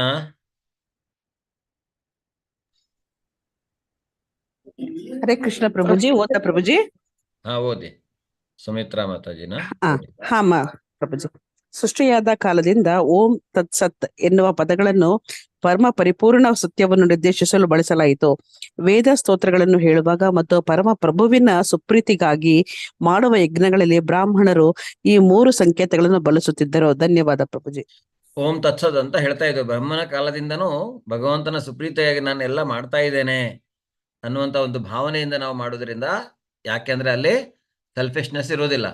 ನಾನು ನನ್ನ ಸ್ವಂತಕ್ಕೋಸ್ಕರ ಏನನ್ನೂ ಮಾಡ್ತಾ ಇಲ್ಲ, ನಾನು ಬರೀ ಕರ್ತವ್ಯ ಮಾಡ್ತಾ ಇದ್ದೇನೆ, ಬಟ್ ಅದು ನನಗೋಸ್ಕರ ಅಲ್ಲ, ಅದು ಭಗವಂತನ ಸುಪ್ರೀತಿಗಾಗಿ ನಾನು ಮಾಡ್ತಾ ಇರುವಂತಹದ್ದು ಅನ್ನುವಂಥ ಭಾವನೆ. ಅದನ್ನೇ ಓಂ ತತ್ಸತ್ ಅನ್ನೋದು ಅದನ್ನೇ ಸೂಚಿಸುತ್ತೆ.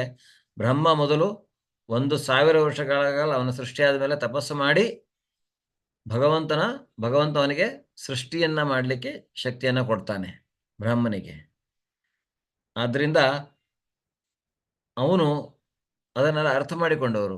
ನಮ್ಮ ಸಪ್ತ ಋಷಿಗಳು ಅಥವಾ ನಾವು ಹೇಗೆ ಒಂದು 21 ಮಹರ್ಷಿಗಳು ಹೇಗೆ ನಮ್ಮ ವಂಶ ಪಾರಂಪರೆಯನ್ನು ನಾವು ತಿಳ್ಕೊಂಡಿದ್ದೇವೆ 4ನೇ ಅಧ್ಯಾಯದಲ್ಲಿ, ಅದೇ ರೀತಿಯಾಗಿ ಈ ಎಲ್ಲ ಮಹರ್ಷಿಗಳು ಎಲ್ಲರೂ ಇದನ್ನ ತಿಳ್ಕೊಂಡಿರ್ತಾರೆ. ಅದರಿಂದ ಅವರು ಓಂ ತತ್ಸತ್ ಅಂತ ಹೇಳಿಯೇ, ಈಗ ನೀವು ನೋಡ್ಬೋದು ಕೆಲವೊಂದು ಯಜ್ಞ ಯಾಗಾದಿಗಳನ್ನ ಮಾಡಿದಾಗ ಅಥವಾ ಏನಾದರೂ ಮಂತ್ರವನ್ನು ಉಚ್ಚರಿಸಿದಾಗ ಓಮಿಂದ ಸ್ಟಾರ್ಟ್ ಆಗುವಂತಹದ್ದು, ಅದನ್ನು ಓಂ ತತ್ಸತ್ ಅಂತಾನೆ ಹೇಳ್ತಾರೆ. ಅಂದ್ರೆ ಪ್ರತಿಯೊಂದು ಯಾರಿಗೆ ಸೇರುವಂತಹದ್ದು? ಆಕಾಶಾತ್ ಪತಿತಂತೋಯಂ ಯಥಾಗಚ್ಚತಿ ಸಾಗರಂ ಸರ್ವದೇವ ನಮಸ್ಕಾರಂ ಕೇಶವಂ ಪ್ರತಿಗಚ್ಚತಿ. ಯಾವುದೇ ದೇವರಿಗೆ ಏನನ್ನೇ ಮಾಡಿದ್ರು ಅದು ನಿಜವಾಗಿ ಸೇರಬೇಕಾದದ್ದು. ಅದರ ಒಡೆಯ ಯಾರು? ಕೃಷ್ಣ, ಕೇಶವ ಅಲ್ವಾ? ಅದನ್ನೇ ನಾವು ಕೊನೆಗೆ ಯಾವುದೇ ಒಂದು ಪೂಜೆಯನ್ನು ಮಾಡಿದರೂ ಕೊನೆಗೆ ಕೃಷ್ಣಾರ್ಪಣ ಮಸ್ತು ಹೇಳ್ತೇವೆ. ಇಲ್ಲ, ಕಾಯೇನ ವಾಚಾ ಮನಸೇಂದ್ರಿಯೈವ ಬುದ್ಧ್ಯಾತ್ಮನಾವ ಪ್ರಕೃತಿ ಸ್ವಭಾವ ಕರೋಮಿ ಯದ್ಯ ಸಕಲಂ ಪರಸ್ಮೈ ನಾರಾಯಣಾಯೇತಿ ಸಮರ್ಪಯಾಮಿ. ಶಿವನಿಗೆ ಪೂಜೆ ಮಾಡಿ, ದುರ್ಗೆಗೆ ಪೂಜೆ ಮಾಡಿ, ಗಣೇಶನಿಗೆ ಪೂಜೆ ಮಾಡಿ, ಕೊನೆಗೆ ನಾವು ಹೇಳುವಂತಹದ್ದೇನು? ನಾರಾಯಣನಿಗೆ ಅಥವಾ ಕೃಷ್ಣನಿಗೆ, ಇದೆಲ್ಲವೂ ಅವನಿಗೆ ಸಮರ್ಪಣೆ ಅನ್ನುವಂಥದ್ದು. ಅದರಿಂದ ಈ ಓಂ ತತ್ಸತ್ ಅನ್ನುವಂಥದ್ದು ಆವತ್ತಿನಿಂದ ರೂಢಿಯಲ್ಲಿದೆ. ಅವನ ಸೃಷ್ಟಿಯ ಆದಿ ಕಾಲದಿಂದ ಅದು ರೂಢಿಯಲ್ಲಿದೆ. ಓಂ ಅಂದ್ರೆ ಏನು? ಓಂ ಅಂದ್ರೆ ಭಗವಂತ, ಸ್ವತಃ ವಿಷ್ಣುವನ್ನ ಸೂಚಿಸುತ್ತೆ. ಭಗವಂತನ ಓಂ ಅನ್ನೋದ್ರಿಂದ ನಾವು ಭಗವಂತನ ನಾಮಸ್ಮರಣೆಯನ್ನ ಮಾಡ್ತೇವೆ ಅಲ್ಲಿ. ತತ್ ಅಂದ್ರೆ ಏನು? ಯಾವುದೇ ರೀತಿಯಾದಂತಹ ಫಲಗಳಿಗೆ ಅಂಟುಕೊಳ್ಳದೆ ಮಾಡುವಂತಹ ಕರ್ತವ್ಯ. ಸತ್ ಅಂದ್ರೆ ಏನು? ಅದರ ಫಲ ಏನಿದೆ, ಆ ಕರ್ತವ್ಯದಿಂದ ಏನೇ ಬಂದರೂ ಫಲ ಅದು ಭಗವಂತನಿಗೆ ಸೇರ್ಬೇಕಾಗಿರುವಂತಹದ್ದು, ನನಗಲ್ಲ, ನನಗೆ ಅದರ ಅವಶ್ಯಕತೆ ಇಲ್ಲ, ನನಗೆ ಅದರ ಎಕ್ಸ್ಪೆಕ್ಟೇಷನ್ ಇಲ್ಲ, ನಾನು ಅದನ್ನ ಆ ಫಲಕ್ಕೋಸ್ಕರ ಕೆಲಸ ಮಾಡಿಲ್ಲ ಅನ್ನೋದು ಈ ಓಂ ತತ್ಸತ್ ಅನ್ನುವಂತಹದ್ದು ಸೂಚಿಸುತ್ತೆ. ತಸ್ಮಾದೋಮಿತ್ಯದಾಹೃತ್ಯ ಯಜ್ಞದಾನ ತಪಕ್ರಿಯಾ ಪ್ರವರ್ತಂತೆ ವಿಧಾನೋಕ್ತ ಸತತಂ ಬ್ರಹ್ಮವಾದಿನಂ. ಆದುದರಿಂದ ಧರ್ಮಗ್ರಂಥಗಳ ನಿಯಮಗಳಿಗೆ ಅನುಗುಣವಾಗಿ ಯಜ್ಞ, ದಾನ ಮತ್ತು ತಪಸ್ಸುಗಳ ಆಚರಣೆಯನ್ನು ಕೈಗೊಳ್ಳುವ ಆಧ್ಯಾತ್ಮವಾದಿಗಳು ಪರಮ ಸತ್ಯವನ್ನು ಪಡೆಯಲು ಯಾವಾಗಲೂ ಓಂನಿಂದ ಪ್ರಾರಂಭಿಸುತ್ತಾರೆ. ಪರಮ ಸತ್ಯ ಪೂರ್ಣ ಅಂದ್ರೆ ಭಗವಂತ, ಅವನೇ ಪರಮ ಸತ್ಯ ಅನ್ನೋದನ್ನು ನಾವಿಲ್ಲಿ ಅರ್ಥ ಮಾಡಿಕೊಳ್ಬೇಕು. ಅದರಿಂದ ಓಮಿತಿ ಏತದ್ ಬ್ರಹ್ಮಣೇ ನಿರ್ದಿಷ್ಟಂ ನಾಮ, ಅದು ಋಗ್ವೇದದಲ್ಲಿ ಹೇಳಲಾಗಿರುವಂತಹದ್ದು. ಓಂ ಅಂದ್ರೆ ವಿಷ್ಣು. ಓಂ ಅನ್ನು ವೇದ ಮಂತ್ರಗಳ ಶುರುವಿಗೆ ಸೇರಿಸಲಾಗುತ್ತೆ. ಇದು ಮಂತ್ರಗಳ ಪರಮೋಚ್ಚ ಗುರಿಯನ್ನ ಸೂಚಿಸುತ್ತೆ. ಯಾವುದೇ ಮಂತ್ರವನ್ನು ನಾವು ಯಾಕೆ ಹೇಳುವುದು? ಅದು ಭಗವಂತನ ಸುಪ್ರೀತಿಗಾಗಿ. ಅದು ಸುಮ್ಮನೆ ಏನೋ ಒಂದು ಮಂತ್ರ ಹೇಳಿ ಏನಿಂದ ಏನೋ ಲಾಭ ಆಗತ್ತೆ ಅಂತಲ್ಲ. ಅದು ಶಾಸ್ತ್ರದಲ್ಲಿ ಹೇಳಿದೆ, ಈ ತರ ಮಾಡಿದ್ರೆ ಹೀಗಾಗತ್ತೆ ಅನ್ನುವಂಥದ್ದು. ಆದ್ರೆ ನಾವು ನಮ್ಮ ಸ್ವಂತಕ್ಕೋಸ್ಕರ ಅದನ್ನ ಮಾಡದೆ ಅದನ್ನು ನಾವಿಲ್ಲಿ ಭಗವಂತನ ಸುಪ್ರೀತಿಗಾಗಿ ಹೇಳುವಂತಹದ್ದು. ಅದರಿಂದ ಈ ಓಂ ಅನ್ನುವಂತಹದ್ದು ಭಗವಂತನನ್ನ ಸೂಚಿಸುತ್ತೆ. ತದಿತ್ಯನಭಸಂಧಾಯ ಫಲಂ ಯಜ್ಞ ತಪ ಕ್ರಿಯಾ ದಾನ ಕ್ರಿಯಾಶ್ಚ ವಿವಿಧ ಕ್ರಿಯಂತೆ ಮೋಕ್ಷಕಾಂಕ್ಷಿಭಿಃ. ಮನುಷ್ಯನು ಯಾವ ಫಲಾಪೇಕ್ಷೆ ಇಲ್ಲದೆ ತತ್ ಎಂಬ ಪದವನ್ನು ಉಚ್ಚರಿಸಿ ವಿವಿಧ ಬಗೆಗಳ ಯಜ್ಞದಾನಗಳನ್ನು ಮಾಡಬೇಕು. ಇಂತಹ ಆಧ್ಯಾತ್ಮಿಕ ಕರ್ಮಗಳ ಉದ್ದೇಶ ಮೋಕ್ಷವನ್ನು ಪಡೆಯುವುದು.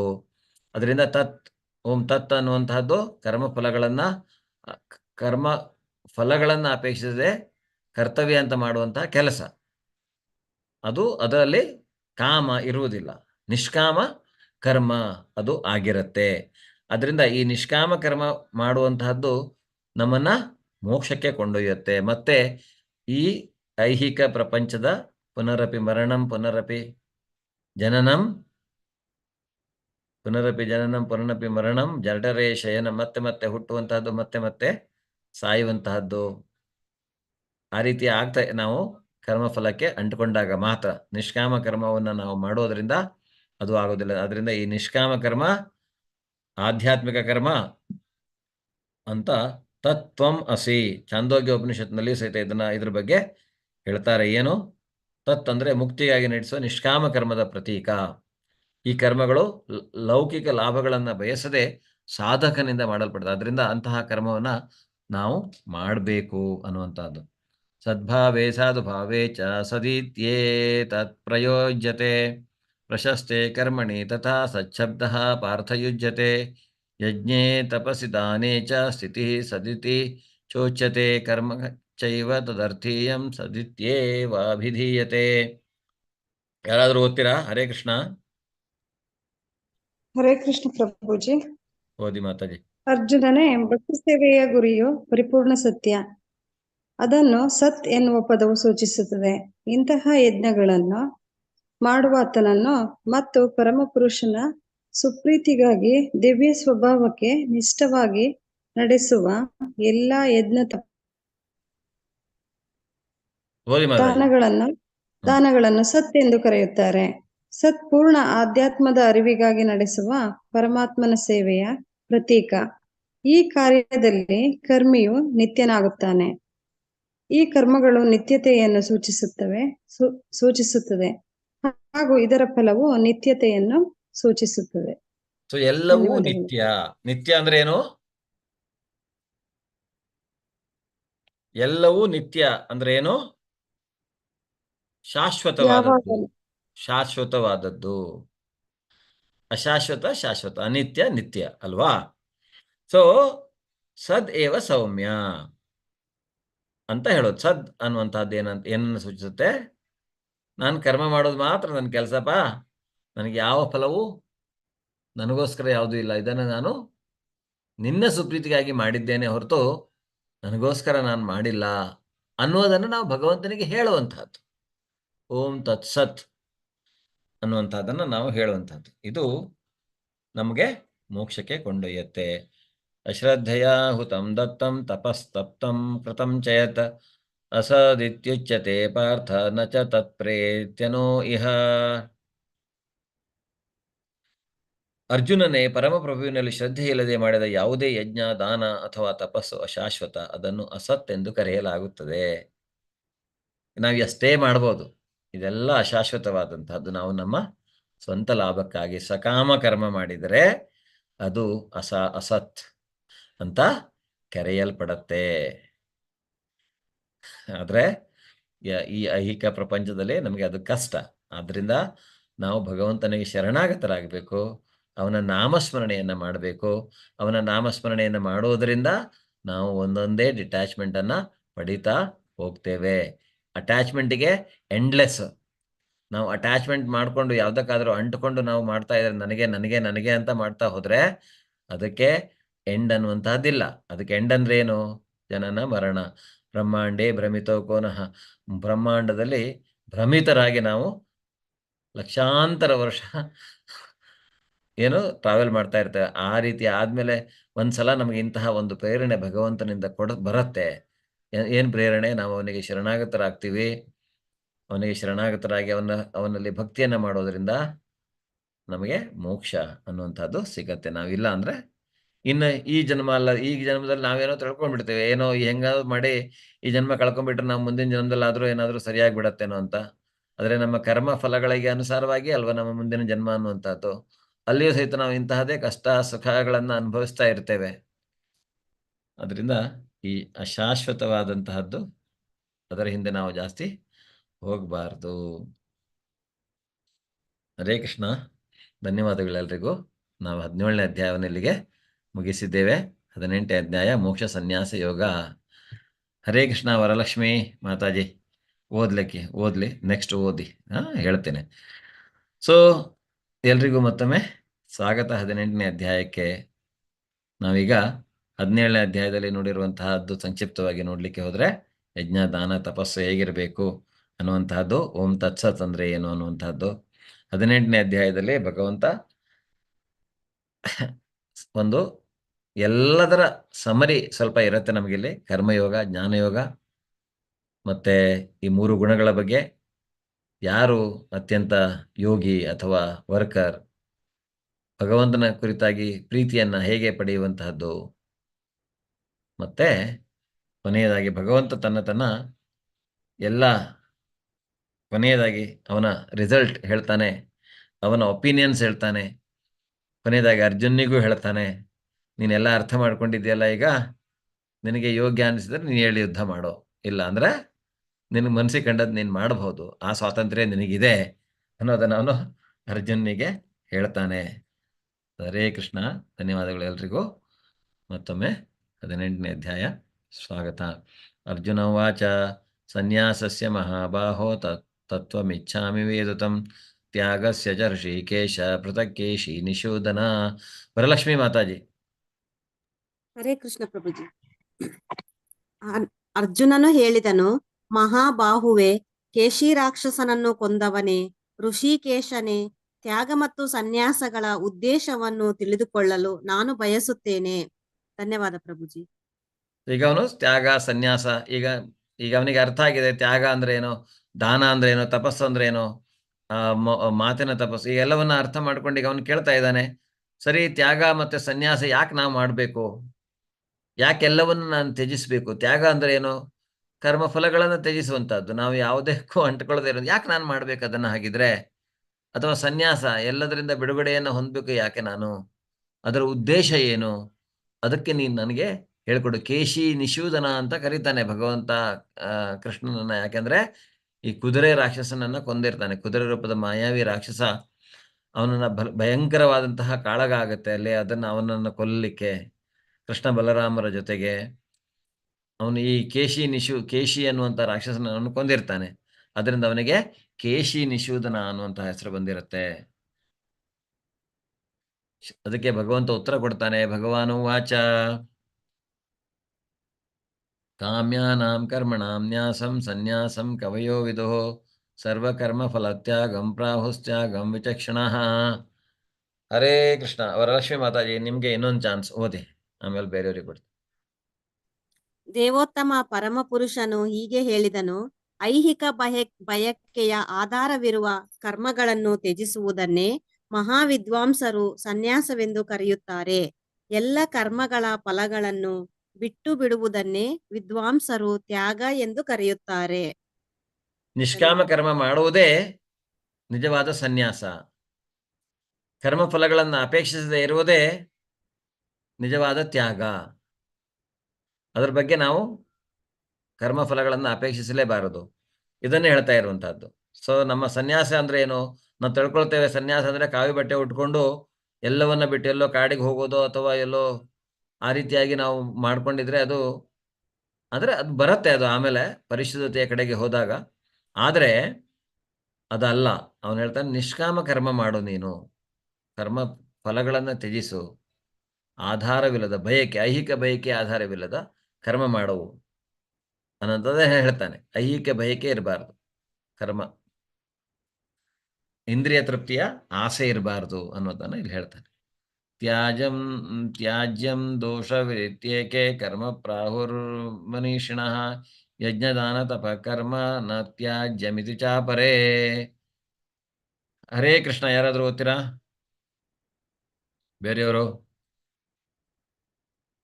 ಎಲ್ಲಾ ಬಗೆಯ ಕಾಮ್ಯ ಕರ್ಮಗಳು ದೋಷಯುಕ್ತ, ಅವುಗಳನ್ನು ಬಿಟ್ಟು ಬಿಡಬೇಕೆಂದು ಕೆಲವರು ವಿದ್ವಾಂಸರು ಹೇಳುತ್ತಾರೆ. ಇನ್ನು ಕೆಲವರು ಮಹಾಚಿಂತಕರು ಯಜ್ಞ ದಾನ ಮತ್ತು ತಪಸ್ಸುಗಳನ್ನು ಬಿಡಲೇಬಾರದೆಂದು ಹೇಳುತ್ತಾರೆ. ಎಲ್ಲಾ ಬಗೆಯ ಕಾಮ್ಯ ಕರ್ಮ ಏನಿದೆ ಕಾಮ್ಯಕರ್ಮ ಅನ್ನುವಂತಹದ್ದು ದೋಷಯುಕ್ತವಾಗಿರುವಂತಹದ್ದು. ಕಾಮ್ಯಕರ್ಮ ಅದನ್ನ ಅವರನ್ನು ಬಿಟ್ಟು ಬಿಡಬೇಕು ಅಂತ ಕೆಲವರು ಹೇಳ್ತಾರೆ. ಅದಕ್ಕೆ ಇಲ್ಲಿ ಹೇಳ್ತಾ ಇದ್ದಾನೆ ಮುಂದೆ, ಯಜ್ಞದಾನ ಮತ್ತು ತಪಸ್ಸುಗಳನ್ನ ಕೆಲವರು ಬಿಡಬಾರ್ದು ಅಂತ ಹೇಳ್ತಾರೆ. ಯಜ್ಞದಾನ ತಪಸ್ಸನ್ನ ಬಿಡಬಾರ್ದು. ಹಾಗಾದ್ರೆ ಅದರಿಂದ ಏನಾಗತ್ತೆ ಅನ್ನುವಂಥದ್ದು, ಯಜ್ಞದಾನ ತಪ ಕರ್ಮ ನ ತ್ಯಾಜ್ಯಂ ಕಾರ್ಯಮೇವ ತತ್ ಯಜ್ಞೋದಾನಂ ತಪಶ್ಚೈವ ಪಾವನಾನಿ ಮನೀಷಿಣಾಂ. ಯಜ್ಞದಾನ ತಪಸ್ಸುಗಳನ್ನು ಬಿಡಬಾರದು, ಅವುಗಳನ್ನು ಮಾಡಬೇಕು. ವಾಸ್ತವವಾಗಿ ಯಜ್ಞದಾನ ತಪಸ್ಸುಗಳು ಮಹಾತ್ಮರನ್ನು ಸಹ ಪರಿಶುದ್ಧಗೊಳಿಸುತ್ತದೆ. ಯಜ್ಞ, ದಾನ ಮತ್ತೆ ತಪಸ್ಸು ನಾವು ಹಿಂದಿನ ಅಧ್ಯಾಯದಲ್ಲಿ ಏನು ತಿಳ್ಕೊಂಡ್ವಿ ಅದೆಲ್ಲವನ್ನ ನಾವು ಮಾಡಬೇಕು. ಕೆಲವೊಂದು ಟೈಮ್ ನಾವು ಅದನ್ನ ನಮ್ಮ ಸ್ವಂತಕ್ಕೆ ಅಂತ ಮಾಡಿದರೂ ಅಥವಾ ಅಹಂಕಾರದಿಂದ ಮಾಡಿದರೂ ಅದು ನಮ್ಮನ್ನ ಪರಿಶುದ್ಧಗೊಳಿಸುತ್ತೆ ಅನ್ನುವಂಥದ್ದನ್ನ ಭಗವಂತ ಇಲ್ಲಿ ಹೇಳ್ತಾ ಇದ್ದಾನೆ. ಉದಾಹರಣೆಗೆ ದಕ್ಷ ಯಜ್ಞವನ್ನು ನಾವು ನೋಡಬಹುದು. ದಕ್ಷ ಶಿವನ ಕುರಿತಾಗಿ ಬಹಳ ಸ್ಕೋಪ ಅವನಿಗೆ ಅಲ್ವಾ. ಅವನು ಪಾರ್ವತಿ ಏನಾಗತ್ತೆ, ಅವಳು ಸತಿ ಆ ಯಜ್ಞದಲ್ಲಿ ತನ್ನನ್ನು ತಾನು ಅರ್ಪಿಸಿಕೊಂಡು ಬಿಡ್ತಾಳೆ. ಆ ರೀತಿಯಾಗಿ ಅವಳು ಅರ್ಪಿಸಿಕೊಂಡಾಗ ಯಜ್ಞ ಪರಿಪೂರ್ಣವಾಗುವುದಿಲ್ಲ. ಭಗವಂತ ಈ ಯಜ್ಞದ ಭೋಕ್ತಾರ, ಅವನು ಆ ಯಜ್ಞದ ಹವಿಸ್ಸನ್ನು ಸ್ವೀಕಾರ ಮಾಡುವುದಿಲ್ಲ. ಆದ್ರಿಂದ ಆ ಯಜ್ಞ ಅನ್ನುವಂಥದ್ದು ಏನಿದೆ ಅಪರಿಪೂರ್ಣವಾಗಿ ಹೋಗುತ್ತೆ. ಈಗ ಆಮೇಲೆ ಏನಾಗುತ್ತೆ, ಶಿವ ಕೋಪದಿಂದ ಅವನ ದಕ್ಷನ ಕುತ್ತಿಗೆಯನ್ನು ಕಡಿತಾನೆ. ಅದನ್ನ ಕಡಿದ ಮೇಲೆ ಏನಾಗತ್ತೆ, ಯಜ್ಞ ಮಾಡುವವರು ಯಾರು? ಯಜ್ಞಾಧಿಪತಿ ಅಂದ್ರೆ ಯಜ್ಞದ ಮಾಡ್ಲಿಕ್ಕೆ ಹೊರಟಂತವನು ದಕ್ಷ ಪ್ರಜಾಪತಿ ಅಥವಾ ದಕ್ಷ ಬ್ರಹ್ಮ ಅಂತ ಅವನನ್ನು ಕರೀತಾರೆ. ಆಗ ಏನ್ ಮಾಡ್ತಾನೆ, ಆಮೇಲೆ ಎಲ್ಲ ಸೇರಿ ಅವನಿಗೆ ಆಡಿನ ಮುಖವನ್ನ ಹಾಕಿ ಅವನು ಯಜ್ಞವನ್ನು, ಆವಾಗ ಅವನಿಗೆ ಅವನ ಅಹಂಕಾರ ಎಲ್ಲ ಹೋಗತ್ತೆ, ಅವನು ಪರಿಪೂರ್ಣನಾಗ್ತಾನೆ. ಯಾರು? ದಕ್ಷ. ಅವನು ಮತ್ತೆ ಯಜ್ಞವನ್ನ ಮಾಡ್ತಾನೆ, ಮುಂದುವರಿಸ್ತಾನೆ. ಆಡಿನ ತಲೆಯನ್ನು ಹಾಕಿ ಅವನ ಶರೀರವನ್ನ ಒಂದು ವ್ಯವಸ್ಥಿತ ರೀತಿಯಲ್ಲಿ ಶರೀರವನ್ನ ಅವರು ಮಾಡ್ತಾರೆ. ಆಮೇಲೆ ಭಗವಂತ ಬಂದು ಅದನ್ನು ಸ್ವೀಕಾರ ಮಾಡ್ತಾನೆ. ಈಗ ನೋಡ್ಬೋದು, ಆಗ ಅವನ ಅಹಂಕಾರ ಹೋಗತ್ತೆ. ಅಲ್ಲಿ ಅಹಂಕಾರ ಹೋಗಿ ಅವನು ಪರಿಶುದ್ಧನಾಗ್ತಾನೆ. ಅದರಿಂದ ಇದು ಎಲ್ಲರನ್ನು, ಮಹಾತ್ಮರನ್ನೂ ಸಹ ಪರಿಶುದ್ಧಗೊಳಿಸುತ್ತೆ ಅನ್ನೋದನ್ನ ಹೇಳಲಾಗಿದೆ. ಏತಾನ್ಯಪಿ ಕರ್ಮಾಣಿ ಸಂಗಂ ತ್ಯಕ್ತ್ವಾ ಫಲಾನಿ ಚ ಕರ್ತವ್ಯಾನೀತಿ ಮೇ ಪಾರ್ಥ ನಿಶ್ಚಿತಂ ಮತಮುತ್ತಮಂ. ಗಿರೀಶ್ ದೇಶಪಾಂಡೆ ಪ್ರಭುಜಿ, ಹರೇ ಕೃಷ್ಣ. ಹರೇ ಶ್ರೀನಿವಾಸ ಸರ್. ಹರೇ ಶ್ರೀನಿವಾಸ. ಪ್ರಾರ್ಥನೆ ಎಲ್ಲ ಕರ್ಮಗಳನ್ನು ಆಸಕ್ತಿ ಇಲ್ಲದೆ ಮತ್ತು ಫಲಾಪೇಕ್ಷೆ ಇಲ್ಲದೆ ಮಾಡಬೇಕು. ಅವನ್ನು ಕರ್ತವ್ಯ ಎಂದು ಮಾಡಬೇಕು. ಇದು ನನ್ನ ಅಂತಿಮ ಅಭಿಪ್ರಾಯ. ಸೊ ಭಗವಂತನ ಅಂತಿಮ ಅಭಿಪ್ರಾಯಗಳು ಬರ್ತಾ ಹೋಗ್ತಾయి ಈ ಅಧ್ಯಾಯದಲ್ಲಿ. ಅದೇ ಅವನು ಹೇಳ್ತಾ ಇದ್ದಾನೆ, ಕರ್ಮ ಆಸಕ್ತಿ ಇಲ್ಲದೆ, ನಮಗೆ ಅದ್ರ ಬಗ್ಗೆ ಯಾವುದೇ ಆಸಕ್ತಿ ಇರಬಾರ್ದು, ನಾವು ಮಾಡಬೇಕು, ಅದನ್ನು ನಮ್ಮ ಕರ್ತವ್ಯ ಅಂತ ನಾವು ಮಾಡಬೇಕು, ಆಸಕ್ತಿ ಇಟ್ಕೊಂಡು ಮಾಡಬಾರ್ದು. ಅದರಿಂದ ಅವನು ಹೇಳ್ತಾನಲ್ಲ, ಹೇಗೆ ನಾವು ಈ ಐಹಿಕ ಪ್ರಪಂಚವನ್ನ ದಾಟಿ ಹೋಗ್ಬೇಕಂದ್ರೆ ಅನಾಸಕ್ತಿ ಎಂಬ ಶಸ್ತ್ರ, ಅನಾಸಕ್ತಿ ಅನ್ನುವಂಥದ್ದು ನಮ್ಮ ಶಸ್ತ್ರವಾಗಬೇಕು, ಅಸ್ತ್ರವಾಗಬೇಕು ಅದು. ಅದರಿಂದ ಫಲಾಪೇಕ್ಷೆ ಬಗ್ಗೆ ಆಸಕ್ತಿ ಇರಬಾರ್ದು ಅನ್ನೋದನ್ನ ಅವನು ಹೇಳ್ತಾನೆ. ಕರ್ತವ್ಯ ಅಂತ ನಾವು ಮಾಡಬೇಕು, ಏನೇ ಮಾಡಿದ್ರು ಅದು ನನ್ನ ಕರ್ತವ್ಯ, ನಾನು ಮಾಡ್ತಾ ಇದ್ದೇನೆ ಅಷ್ಟೇ ಅನ್ನುವಂಥದ್ದು ಇರಬೇಕು. ಸೊ ಈ ರೀತಿಯಾದಂತಹ ಫಲಾಪೇಕ್ಷೆ ಇಲ್ಲದೆ ಮಾಡುವಂತಹ ಕರ್ಮಗಳನ್ನು ನಮಗೆ ತಮೋಗುಣದಲ್ಲಿ ಮಾಡಲಿಕ್ಕೆ ಸಾಧ್ಯವಿಲ್ಲ, ರಜೋಗುಣದಲ್ಲಿಯೂ ಮಾಡಲಿಕ್ಕೆ ಸಾಧ್ಯವಿಲ್ಲ. ಯಾಕೆಂದ್ರೆ ತಮೋಗುಣದಲ್ಲಿ ಅಜ್ಞಾನ ಬಂಧಿಸಿದ್ರೆ, ರಜೋಗುಣದಲ್ಲಿ ಲೋಭ ಅಥವಾ ಮೋಹ ಅದು ನಮ್ಮನ್ನ ಬಂಧಿಸುತ್ತೆ. ಅದರಿಂದ ನಾವು ಕರ್ತವ್ಯ ಅಂತ ಏನನ್ನು ಮಾಡಲಿಕ್ಕೆ ಸಾಧ್ಯ ಇಲ್ಲ. ಅದು ಸತ್ವಗುಣದಲ್ಲಿ ಅದನ್ನ ಮಾಡಬಹುದು. ಆದರೆ ಸತ್ವಗುಣದಲ್ಲಿಯೂ ಜ್ಞಾನ ನಮ್ಮನ್ನ ಬಂಧಿಸುವುದರಿಂದ ಸತ್ವಗುಣದಲ್ಲಿ ನಾವು ಮೋಕ್ಷವನ್ನ ಪಡಲಿಕ್ಕೆ ಸಾಧ್ಯವಿಲ್ಲ. ನಾವು ಅಲ್ಲಿಂದನೂ ಹೊರಗೆ ಹೋಗಿ ಶುದ್ಧ ಸತ್ವಗುಣಕ್ಕೆ ಹೋಗಬೇಕಾಗಿದೆ. ಪಂಚೈತಾನಿ ಮಹಾಬಾಹೋ ಕಾರಣಾನಿ ನಿಬೋಧಮೆ ಸಾಂಖ್ಯೆ ಕೃತಾಂತೆ ಪ್ರೋಕ್ತಾನಿ ಸಿದ್ಧಯೇ ಸರ್ವಕರ್ಮಣಾಂ ಅಧಿಷ್ಠಾನಂ ತಥಾ ಕಾರಣಂ ಚ ಪ್ರತಿಗ್ವಿಧಂ ವಿವಿಧಾಶ್ಚ ಪೃಥಕ್ವೇಷ್ಟ ದೈವಂ ಚೈವಾತ್ರ ಪಂಚಮಂ. ಸೊ ಇಲ್ಲಿ ನಾವೇನು ತಿಳ್ಕೊಳ್ಳುವಂತದ್ದು ಏನಂದ್ರೆ, ಈ 5 ಕಾರಣಗಳು, ಅಂಶಗಳು ಯಾವುವು? ಯಾವುದಾದ್ರೂ ಒಂದು ಘಟನೆ ನಡೆಯುತ್ತೆ ಅಥವಾ ಏನಾದ್ರೂ ಒಂದು ವಸ್ತು ಆಗತ್ತೆ, ಏನಾದ್ರೂ ಒಂದು ಸೃಷ್ಟಿ ಆಗತ್ತೆ, ಏನಾದರೂ ಒಂದು ಕ್ರಿಯೆ ಮತ್ತೆ ಪ್ರತಿಕ್ರಿಯೆ ಹಿಂದೆ ಏನಿದೆ, ಮಹಾಭಾವದ ಅರ್ಜುನನೇ, ವೇದಾಂತಕ್ಕೆ ಅನುಗುಣವಾಗಿ ಎಲ್ಲಾ ಕರ್ಮಗಳ ಸಿದ್ಧಿಗೆ 5 ಕಾರಣಗಳಿವೆ. ಕರ್ಮ ಸಿದ್ಧಿ ಆಗತ್ತೆ ಅಂದ್ರೆ 5 ಕಾರಣಗಳು. ಅವು ಯಾವುದು ಅನ್ನೋದನ್ನ ನನ್ನಿಂದ ತಿಳ್ಕೊಂತ ಒಂದು ಹೇಳ್ತಾನೆ ಅವನು, ಕರ್ಮಸ್ಥಳ, ದೇಹ. ಆತ್ಮಕ್ಕೆ ದೇಹ ಬೇಕೇ ಬೇಕು ಕಾರ್ಯ ಮಾಡಲಿಕ್ಕೆ, ಇಲ್ಲ ಅಂದ್ರೆ ಆತ್ಮ ನಿಷ್ಕ್ರಿಯವಾಗತ್ತೆ, ಅದಕ್ಕೆ ಕೆಲಸ ಮಾಡಲಿಕ್ಕೆ ಆಗೋದಿಲ್ಲ ಆತ್ಮ ಅನ್ನುವಂಥದ್ದು. ಅದರಿಂದ ಕರ್ಮಸ್ಥಳ ಬೇಕು. ಮತ್ತೆ ಕರ್ತ ಮಾಡುವಂಥವನು ಯಾರು? ಆ ಆತ್ಮ, ಜೀವಾತ್ಮ, ಆ ಶರೀರದಲ್ಲಿ ಇರುವಂಥವನು ಅಲ್ವಾ. ಆಮೇಲೆ ಇಂದ್ರಿಯಗಳು ಬೇಕು ನಮಗೆ, ನೋಡ್ಲಿಕ್ಕೆ, ಕೇಳಲಿಕ್ಕೆ, ಎಲ್ಲ ಇಂದ್ರಿಯಗಳು, ವಿವಿಧ ಇಂದ್ರಿಯಗಳು ಬೇಕು. ಆ ಇಂದ್ರಿಯಗಳು ಬೇಕು, ಆದರೆ ಆ ಇಂದ್ರಿಯಗಳನ್ನು ನಾವು ಯಾವುದಕ್ಕೆ ಉಪಯೋಗಿಸಬೇಕು ಅನ್ನುವಂಥದ್ದು. ವಿವಿಧ ಪ್ರಯತ್ನಗಳನ್ನು ನಾವು ಮಾಡಲೇಬೇಕಾಗತ್ತೆ. ಮತ್ತು ಕಟ್ಟಕಡೆಯದಾಗಿ ಪರಮಾತ್ಮ, ಈ 5ನೇ ಅವನು ಪರಮಾತ್ಮನೂ ಜೊತೆಗಿದ್ದಾನೆ ಅನ್ನೋದು, ಅವನಿಲ್ದೇನೆ ಯಾವುದು ಆಗಲಿಕ್ಕೆ ಸಾಧ್ಯವಿಲ್ಲ ಅನ್ನುವಂಥದ್ದನ್ನು ನಾವಿಲ್ಲಿ ತಿಳ್ಕೊಳ್ಬೇಕು. ಆದರೆ ಪರಮಾತ್ಮನನ್ನ ಬಿಟ್ಟು ನಾನೇ ಮಾಡಿದ್ದೀನಿ ಅಂತ ಹೇಳಿದರೆ ಅದು ಅಹಂಕಾರವಾಗಿ ಪರಿಣಮಿಸುತ್ತೆ. ಸೊ ಇದು ಪ್ರತಿಯೊಂದು ಕ್ರಿಯೆಯಲ್ಲಿ ಈ 5 ಅಂಶಗಳು. ತತ್ರೈವಂ ಸತಿ ಕರ್ತಾರಂ ಆತ್ಮಾನಂ ಕೇವಲಂ ತು ಯಃ ಪಶ್ಯತ್ಯ ಕೃತ ಬುದ್ಧಿತ್ವಾನ್ ನ ಸ ಪಶ್ಯತಿ ದುರ್ಮತಿ. ಹರೇ ಕೃಷ್ಣ. ಬೇರೆ ಯಾರಾದರೂ ಓದ್ತೀರಾ? ಹರೇ ಕೃಷ್ಣ. ಭಾರತಿ ಮಾತಾಜಿ ಅಥವಾ ಜ್ಯೋತಿ ಮಾತಾಜಿ. ಹರೇ ಕೃಷ್ಣ ಪ್ರಭುಜಿ. ಹ. ಆದುದರಿಂದ ಈ 5 ಅಂಶಗಳನ್ನು ಪರಿಗಣಿಸದೆ ತಾನೊಬ್ಬನೇ ಕರ್ತ ಎಂದು ಯೋಚಿಸುವವನು ನಿಶ್ಚಯವಾಗಿಯೂ ಬಹು ಬುದ್ಧಿವಂತನಲ್ಲ. ಅವನು ವಸ್ತುಸ್ಥಿತಿಯನ್ನು ಕಾಣಲಾರ. ಸೊ 5 ಅಂಶ ಇಲ್ಲದೆ ಬರೀ ತಾನೇ ಎಲ್ಲ ಮಾಡ್ತಾ ಇದ್ದೀನಿ ಅಂದ್ರೆ ಅವನು ನಿಜವಾಗಿ ಏನನ್ನು ನೋಡ್ತಾ ಇಲ್ಲ, ಅವನು ವಸ್ತುಸ್ಥಿತಿಯನ್ನು ಅರ್ಥ ಮಾಡ್ಕೊಳ್ತಾ ಇಲ್ಲ, ಅವನಿಗೆ ಜ್ಞಾನ ಇಲ್ಲ ಅನ್ನೋದನ್ನು ನಾವಿಲ್ಲಿ ತಿಳ್ಕೊಳ್ಬಹುದು. ಜ್ಞಾನಂ ಜ್ಞೇಯಂ ಪರಿಜ್ಞಾತ ತ್ರಿವಿಧ ಕರ್ಮಚೋದನ ಕರಣಂ ಕರ್ಮ ಕರ್ತೇತಿ ತ್ರಿವಿಧ ಕರ್ಮ ಸಂಗ್ರಹ. ಜ್ಞಾನ, ಜ್ಞೇಯ ಮತ್ತು ಜ್ಞಾನಿ, ಇವು 3 ಕರ್ಮವನ್ನು ಪ್ರೇರಿಸುವ ಅಂಶಗಳು. ಇಂದ್ರಿಯಗಳು, ಕರ್ಮ ಮತ್ತು ಕರ್ತ, ಇವು ಕರ್ಮದ 3 ಘಟಕಗಳು. ಸೊ ಈಗ ಜ್ಞಾನ ಬೇಕೇ ಬೇಕು. ಏನನ್ನಾದರೂ ನಾವು ಮಾಡಬೇಕಂದ್ರೆ ಅದ್ರ ಕುರಿತಾಗಿ ನಾವು ತಿಳ್ಕೊಂಡಿರ್ಬೇಕು. ಭಕ್ತಿಯನ್ನು ಮಾಡ್ಬೇಕಂದ್ರೂ ಭಗವಂತನ ಕುರಿತಾಗಿ ನಾವು ತಿಳ್ಕೊಂಡಿರ್ಬೇಕು. ಜ್ಞೇಯ ಅಂದ್ರೆ ಏನೋ ಜ್ಞಾನದ ಗುರಿ, ಯಾಕಾಗಿ ನಾನು ಆ ಜ್ಞಾನ ಉಪಯೋಗಿಸ್ಕೊಳ್ತಾ ಇದ್ದೀನಿ ಇಲ್ಲಿ. ಮತ್ತೆ ಜ್ಞಾನಿ, ಅದನ್ನು ತಿಳಿದವನು. ಇದು ಈ 3 ನಮ್ಮನ್ನ ಕರ್ಮ ಮಾಡಲಿಕ್ಕೆ ಪ್ರೇರಣೆಯಾಗತ್ತೆ. ಇಂದ್ರಿಯಗಳು ಬೇಕೇ ಬೇಕಲ್ವಾ. ಈಗ ಕರ್ಮ ಮಾಡಬೇಕಾದ್ರೆ ಅದನ್ನ ನಾವು ನೋಡಬೇಕು, ಕೇಳಬೇಕು. ಕರ್ಮ ಏನನ್ನ ಮಾಡ್ತಾ ಇದ್ದೀವಿ ನಾವು? ಕರ್ತ ಯಾರು ಮಾಡ್ತಾ ಇದ್ದಾನೆ? ಇಂದ್ರಿಯ, ಕರ್ಮ ಮತ್ತೆ ಕರ್ತ, ಇವು ಕರ್ಮದ 3 ಘಟಕಗಳು. ಏನನ್ನಾದ್ರೂ ಮಾಡಬೇಕಾದ್ರೆ ಬೇಕು, ಒಬ್ಬ ಕರ್ತ ಬೇಕು, ಇಂದ್ರಿಯಗಳ ಬೇಕು, ಮತ್ತೆ ಏನ್ ಮಾಡಬೇಕು ಅನ್ನುವಂಥದ್ದು ಗೊತ್ತಿರಬೇಕು ಅನ್ನುವಂಥದ್ದು. ಈಗ ಭಗವಂತನ ಕೆಲವು ಇದರಲ್ಲಿ ನಾವಿಲ್ಲಿ ಕೆಲವೊಂದು ಅವನು ಹೇಳ್ತಾನೆ, ನಾವು ನಮ್ಮ ಜೀವನಕ್ಕೆ ಅನುಗುಣವಾಗಿ ನಾವು ಮಾರ್ಕ್ಸ್ ಹೋಗೋಣ. ನಾವು ಹೇಗೆ ಅನ್ನುವಂಥದ್ದು 1 ರಿಂದ 3, 1, 2, 3 ಅಂತ ಬರುತ್ತೆ ಸ್ಕ್ರೀನ್ ಮೇಲೆ. ನಮ್ಮ ಜೀವನದಲ್ಲಿ ಈಗ ಸದ್ಯಕ್ಕೆ ಹೇಗೆ ನಡೀತಾ ಇದೆ ಅದ್ರ ಮೇಲೆ ನಾವು ಮಾರ್ಕ್ಸ್ ಕೊಟ್ಕೊಂಡಾಗ ನಮಗೆ ಕೊನೆಯದಾಗಿ ಅದ್ರ ಬಗ್ಗೆ ರಿಸಲ್ಟ್ ಅನ್ನು ಆಮೇಲೆ ನೋಡೋಣ ನಾವು. ಓಕೆ, ನಾನು ಬೇಗ ಬೇಗ ಹೇಳ್ತಾ ಹೋಗ್ತೇನೆ, ನೀವು ಮಾರ್ಕ್ಸ್ ಕೊಟ್ಕೊಳ್ತಾ ಹೋಗಿ.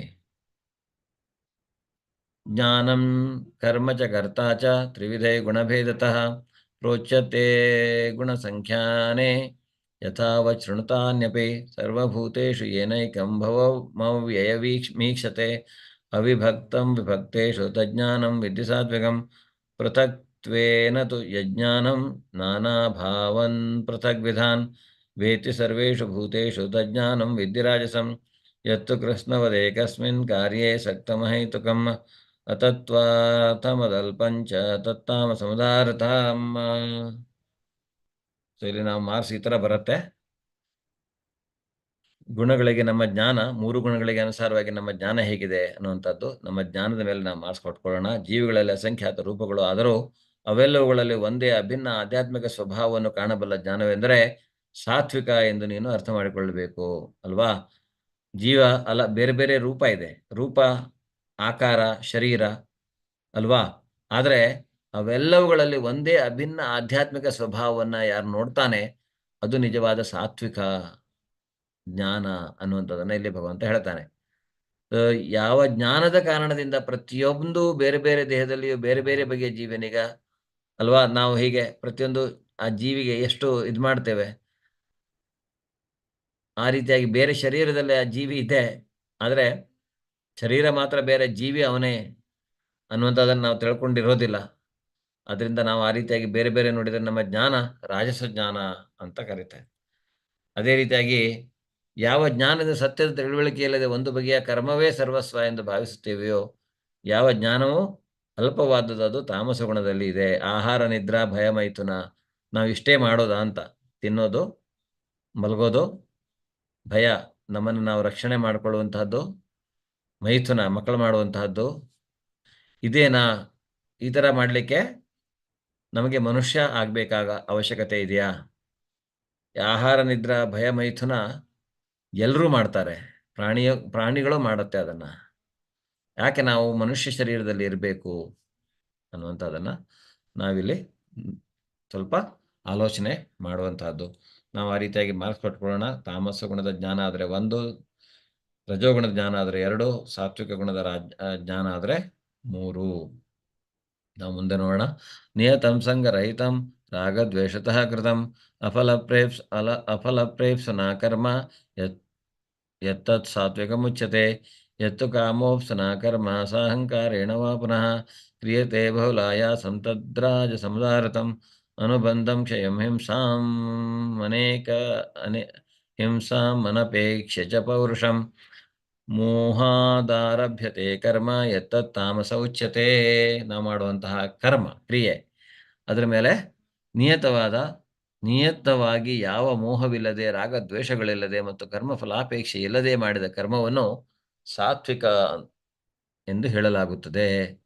ನಿಯತವಾಗಿ ಮಾಡುವಂತಹದ್ದು, ನನ್ನ ನಿಯಮಿತ ಕರ್ಮ, ಯಾವುದೇ ರಾಗ ದ್ವೇಷ, ಅದರ ಬಗ್ಗೆ ದ್ವೇಷವಾಗಲಿ ಅಥವಾ ಅದರ ಬಗ್ಗೆ ಜಾಸ್ತಿ ಏನು ಹೇಳ್ತೇವೆ ಅದಕ್ಕೆ ಅಟ್ಯಾಚ್ಮೆಂಟ್, ಅಂಟುಕೊಳ್ಳುವಂಥದ್ದು, ಅದು ಇಲ್ಲದೇನೆ ಕರ್ಮಗಳ ಅಪೇಕ್ಷೆ ಇಲ್ಲದೆ ಮಾಡುವಂತಹ ಕರ್ಮ ಸಾತ್ವಿಕ ಕರ್ಮ.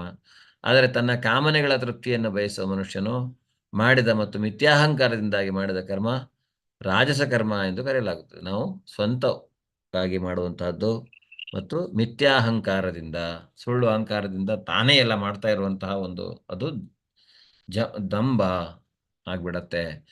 ಮಾಯಾವಶನಾಗಿ ಧರ್ಮ ಗ್ರಂಥಗಳನ್ನು ಅಲಕ್ಷಿಸಿ ಮುಂದಿನ ಬಂಧನವನ್ನಾಗಲಿ ಹಿಂಸೆಯನ್ನಾಗಲಿ ಇತರರಿಗೆ ಉಂಟು ಮಾಡುವ ಯಾತನೆಯನ್ನಾಗಲಿ ಲಕ್ಷಿಸದೆ ಮಾಡಿದ ಕರ್ಮವನ್ನು ಕೆಲವರು ಮಾಡ್ತಾರೆ, ಏನೇನೋ ಮಾಡಿಬಿಡ್ತಾರೆ. ಅದರಿಂದ ಬೇರೆಯವರಿಗೆ ಬಹಳ ತೊಂದರೆ ಆಗುತ್ತೆ, ಅದನ್ನು ಅವರು ತಿಳ್ಕೊಳ್ಳೋದಿಲ್ಲ. ಅಂತಹ ಕರ್ಮ, ಅಂತಹ ಕ್ರಿಯೆ ಅದು ತಾಮಸಿಕ ಕ್ರಿಯೆ ಅನ್ನುವಂಥದ್ದನ್ನು ಇಲ್ಲಿ ಭಗವಂತ ಹೇಳ್ತಾನೆ. ಆ ರೀತಿಯಾಗಿ ನಾವು ಮಾರ್ಕ್ಸ್ ಕೊಟ್ಕೊಳ್ಳುವಂಥದ್ದು. ಮುಕ್ತ ಸಂಗೋನ ಸಂವಾದಿ ತ್ಯುತ್ಸಾಹ ಸಮನ್ವಿತಃ ಸಿದ್ಧ್ಯೋರ್ನಿರ್ವಿಕಾರ ಕರ್ತಾ ಸಾತ್ವಿಕ ಉಚ್ಯತೆ. ರಾಗಿ ಕರ್ಮಫಲಪ್ರೇಪ್ಸುರ್ಲುಬ್ಧೋ ಹಿಂಸಾತ್ಮಕೋ ಶುಚಿಃ ಹರ್ಷಶೋಕಾನ್ವಿತ ಕರ್ತ ರಾಜಸ ಪರಿಕೀರ್ತಿತಃ ಅಯುಕ್ತಃ ಪ್ರಾಕೃತಃ ಸ್ತಬ್ಧಃ ಶಠೋ ನೈಷ್ಕೃತಿಕೋಲಸಃ ವಿಷಾದಿ ದೀರ್ಘಸೂತ್ರೀ ಚ ಕರ್ತ ತಾಮಸ ಉಚ್ಯತೆ. ನಾವು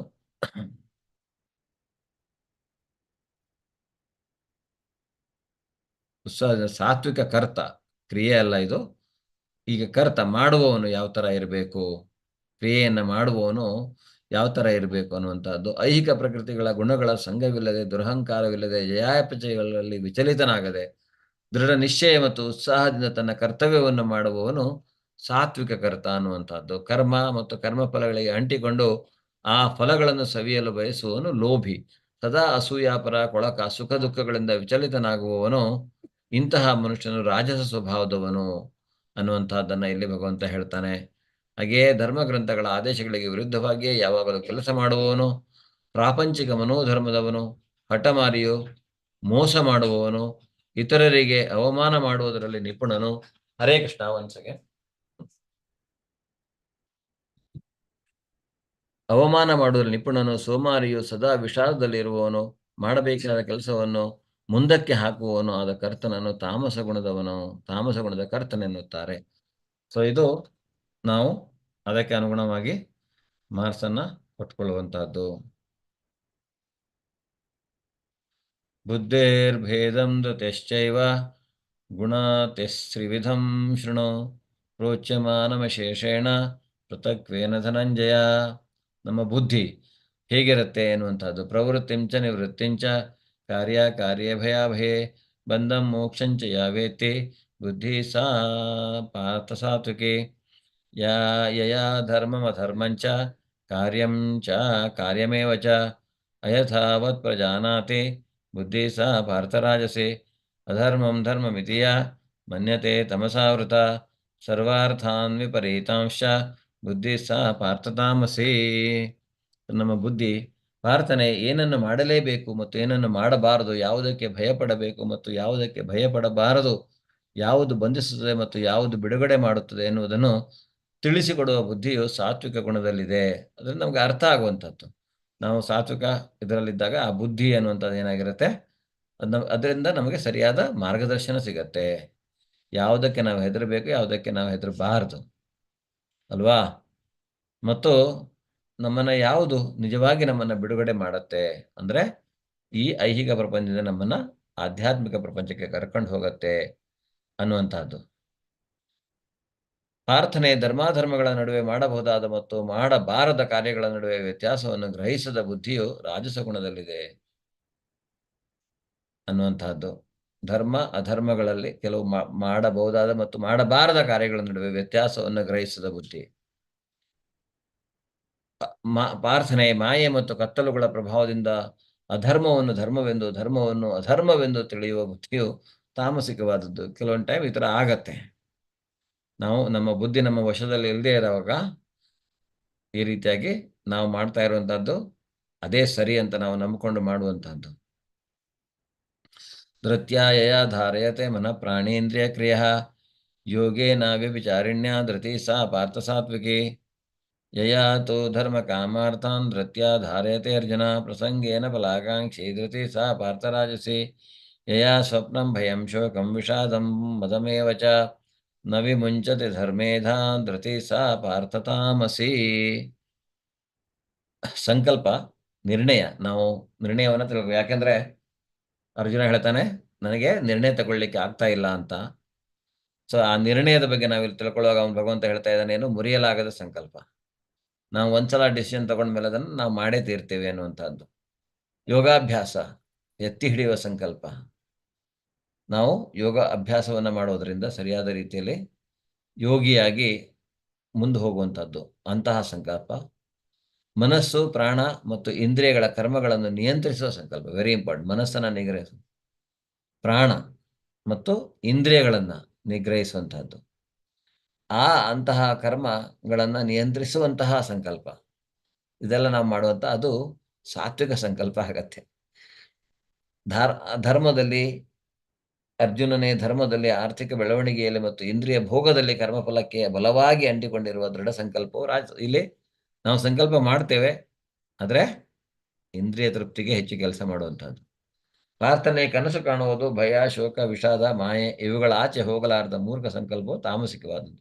ಸೊ ಇಲ್ಲಿ ಇರ್ತಾರೆ, ಬರೀ ಏನು ಕೆಲಸ ಏನು ಮಾಡೋದಿಲ್ಲ, ಕನಸು ಕಾಣೋದು ಮಾತ್ರ ಬಿಡೋದಿಲ್ಲ. ಅಂತಹದ್ದು ಏನಾಗತ್ತೆ, ಅದು ತಾಮಸ ಅನ್ನುವಂಥದ್ದನ್ನು ಇಲ್ಲಿ ಭಗವಂತ ಹೇಳ್ತಾನೆ. ಸೊ ಈ ರೀತಿಯಾಗಿ ನಾವು ಮಾರ್ಕ್ಸ್ ಕೊಟ್ಕೊಳ್ಳೋಣ. ಕೊನೆಯದಾಗಿ ಸುಖಂ ದ್ವಿಧಾನೀಂ ತ್ರಿವಿಧಂ ಶೃಣುಮೇ ಭರತರ್ಷಭ ಅಭ್ಯಾಸಾದ್ರಮತೆ ಯತ್ರ ದುಃಖಾಂತಂ ಚ ನಿಗಚ್ಚತೆ ಯತ್ತದಗ್ರೆ ವಿಷಮಿವ ಪರಿಣಾಮೇ ಮೃತೋಪಮಂ ತತ್ಸುಖಂ ಸಾತ್ವಿಕಂ ಪ್ರೋಕ್ತಾಂ ಬುದ್ಧಿ ಪ್ರೋಕ್ತಂ ಆತ್ಮಬುದ್ಧಿ ಪ್ರಸಾದಜಾಂ ವಿಷಯೇಂದ್ರಿಯ ಸಂಯೋಗಾದ್ ಯತ್ತದಗ್ರೆ ಮೃತೋಪಮಂ ಪರಿಣಾಮೇ ವಿಷಮಿವ ತತ್ಸುಖಂ ರಾಜಸಂಸ್ಮೃತಂ ಯದಗ್ರೆ ಚಾನುಬಂಧೆ ಚ ಸುಖಂ ಮೋಹನಮಾತ್ಮನಃ ನಿದ್ರಾ ಲಾಸ್ಯ ಪ್ರಮಾದೋತ್ತಂ ತತ್ತಾಂ ಸಮಧಾರತಂ. ಈಗೇನಾಗತ್ತೆ, ಇಲ್ಲಿ ಸಂತೋಷ ಅನ್ನುವಂಥದ್ದು ಮೂರು ಗುಣದಲ್ಲಿ. ಅದನ್ನು ನೋಡ್ಲಿಕ್ಕೆ ಹೋದರೆ ನಮಗೆ ಕೆಲವು ಮೊದಲು ತುಂಬ ಕಷ್ಟ ಅನಿಸುತ್ತೆ, ಅಯ್ಯೋ ಇದು ಮಾಡ್ಲಿಕ್ಕೆ ಆಗತ್ತಾ ಇಲ್ಲೋ ಅನ್ನೋಂಥ ಆ ರೀತಿಯಾಗಿ ಅನಿಸುತ್ತೆ.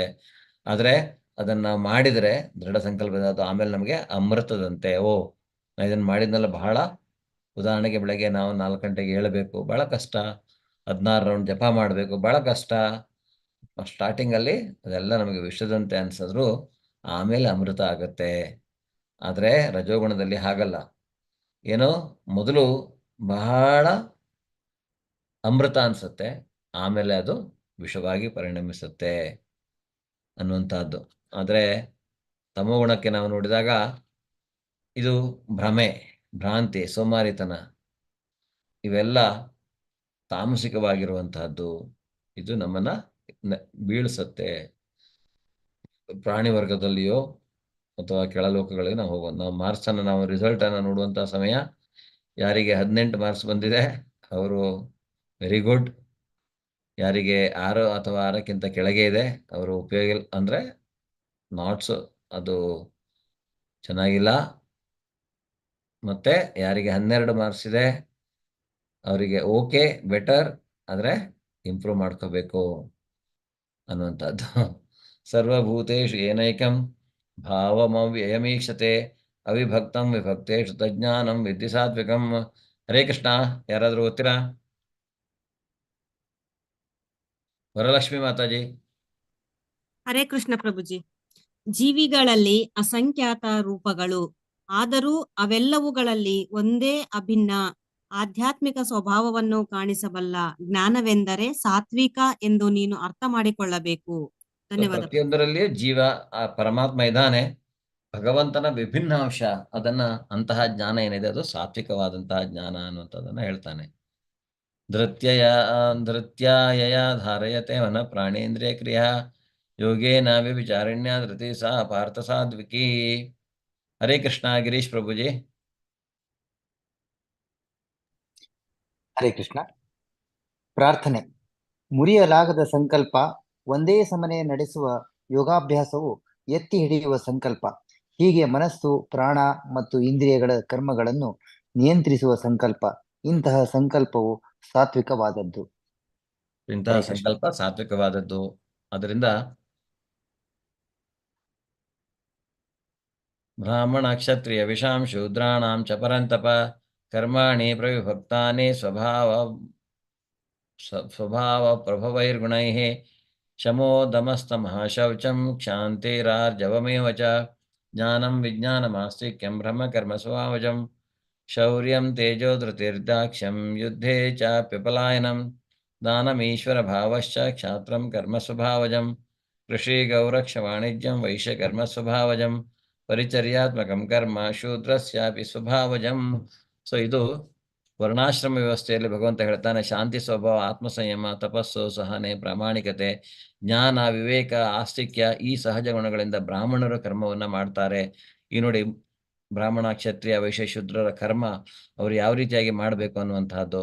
ಶೌರ್ಯ, ತೇಜಸ್ಸು, ದೃಢ ಸಂಕಲ್ಪ, ದಕ್ಷತೆ, ಯುದ್ಧದಲ್ಲಿ ಧೈರ್ಯ, ಔದಾರ್ಯ ಮತ್ತು ನಾಯಕತ್ವ, ಇದು ಕ್ಷತ್ರಿಯರು ಮಾಡುವಂತಹದ್ದು.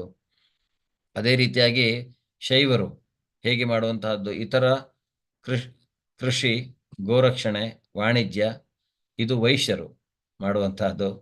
ಸಹಜವಾದ ಕೆಲಸ ಅವರಿಗೆ. ಶ್ರಮ ಮತ್ತು ಸೇವೆಯು ಶೂದ್ರರಿಗೆ ಸಹಜವಾದಂತಹ ಕೆಲಸ. ಇದನ್ನು ವರ್ಣಾಶ್ರಮ ವ್ಯವಸ್ಥೆಯಲ್ಲಿ ಅವನು ಹೇಳ್ತಾನೆ.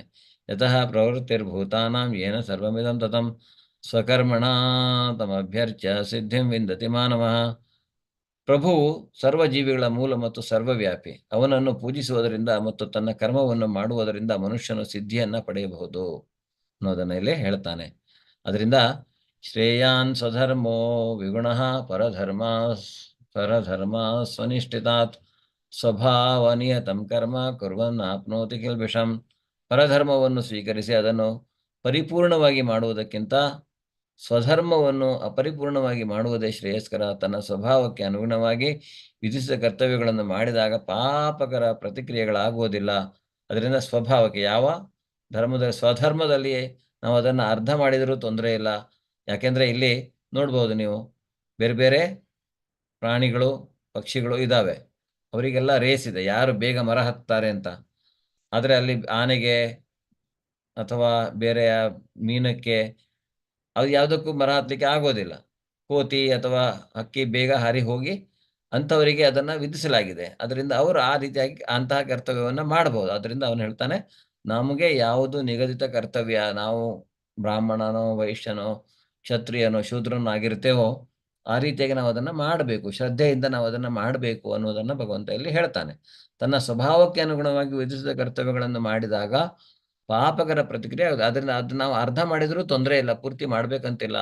ಸ್ವಧರ್ಮದಲ್ಲಿ ಬೇರೆ ಧರ್ಮ ಹೋಗಿ ನಾವು ಅದನ್ನು ಪೂರ್ಣ ಮಾಡುವುದಕ್ಕಿಂತ ಸ್ವಧರ್ಮದಲ್ಲಿ ನಾವು ಅರ್ಧ ಮಾಡಿದರೂ ಅದು ತುಂಬ ಶ್ರೇಯಸ್ಕರ ಅಂತ ಭಗವಂತ ಹೇಳ್ತಾನೆ. ಯಾಕೆಂದರೆ ಅವನು ನಮ್ಗೆ ಅಲ್ಲಿ ಹುಟ್ಟಿಸಿದ್ದಾನೆ. ಅಸಕ್ತ ಬುದ್ಧಿರ್ ಸರ್ವತ್ರ ಜಿತಾತ್ಮ ವಿಗಿತ ಸ್ಪೃಹ ನೈಷ್ಕರ್ಮ್ಯ ಸಿದ್ಧಿ ಪರಮಾಂ ಸನ್ಯಾಸೇನಾಧಿಗಚ್ಚತಿ. ಅಗ್ನಿಯು ಹೊಗೆಯಿಂದ ಆವೃತವಾದಂತೆ ಪ್ರತಿಯೊಂದು ಪ್ರಯತ್ನವು ಯಾವುದಾದರೂ ದೋಷದಿಂದ ಆವೃತವಾಗಿರುತ್ತದೆ. ಕುಂತಿಯ ಮಗನಾದ ಅರ್ಜುನನೇ, ಮನುಷ್ಯನ ಸ್ವಧರ್ಮದಿಂದ ಬರುವ ಕರ್ಮವು ದೋಷದಿಂದ ಕೂಡಿದ್ದರೂ ಅದನ್ನು ಬಿಡಬಾರದು. ಅದರಿಂದ ನಾವು ದೋಷ ಇದೆ ಅಂತ ನಾವು ನಮ್ಮ ಕರ್ಮವನ್ನು ಬಿಡಬಾರದು ಅನ್ನೋದನ್ನು ಭಗವಂತ ಹೇಳ್ತಾ ಇದ್ದಾನೆ. ನಾವು ಮಾಡಬೇಕು ಅನ್ನುವಂಥದ್ದು. ಹರೇ ಕೃಷ್ಣ. 1 ಸೆಕೆಂಡ್, ಒಂದು ಫೋನ್ ಬರ್ತಾ ಇದೆ.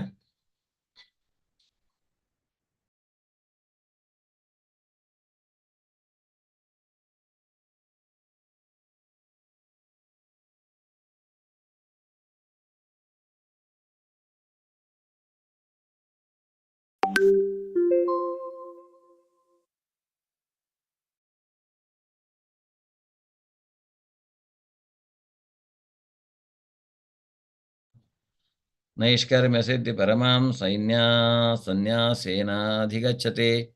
ಅಗ್ನಿಯ ಹೊಗೆಯಿಂದ ಆವೃತವಾದಂತೆ ಪ್ರತಿಯೊಂದು ಪ್ರಯತ್ನವು ಯಾವುದಾದರೂ ದೋಷದಿಂದ ಆವೃತವಾಗಿರುತ್ತದೆ. ಕುಂತಿಯ ಮಗನಾದ ಅರ್ಜುನನೇ, ಮನುಷ್ಯನ ಸ್ವಧರ್ಮದಿಂದ ಬರುವ ಕರ್ಮವು ದೋಷದಿಂದ ಕೂಡಿದರೂ ಅದನ್ನು ನಾವು ಬಿಡಬಾರದು. ಸ್ವಧರ್ಮದಲ್ಲಿ ನಾವು ಕರ್ಮವನ್ನು ಮಾಡೋದನ್ನು ಬಿಡಬಾರದು ಅಂತ ಹೇಳ್ತಾನೆ. ಬ್ರಹ್ಮಭೂತ ಪ್ರಸನ್ನಾತ್ಮ ನಾಶೋಚತಿ ನ ಕಾಂಕ್ಷತೆ ಸರ್ವ ಸಮಃ ಸರ್ವೇಷು ಭೂತೇಷು ಮದ್ಭಕ್ತಿಂ ಲಭತೆ ಪರಾಂ.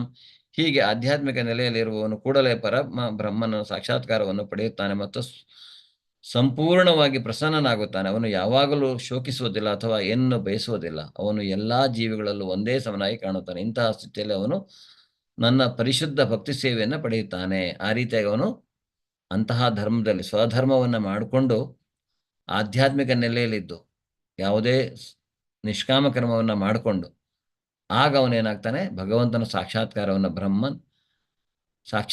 ಅವನು ಪಡಿತಾನೆ ಮತ್ತು ಸಂಪೂರ್ಣವಾಗಿ ಭಗವಂತ ಪ್ರಸನ್ನನಾಗ್ತಾನೆ.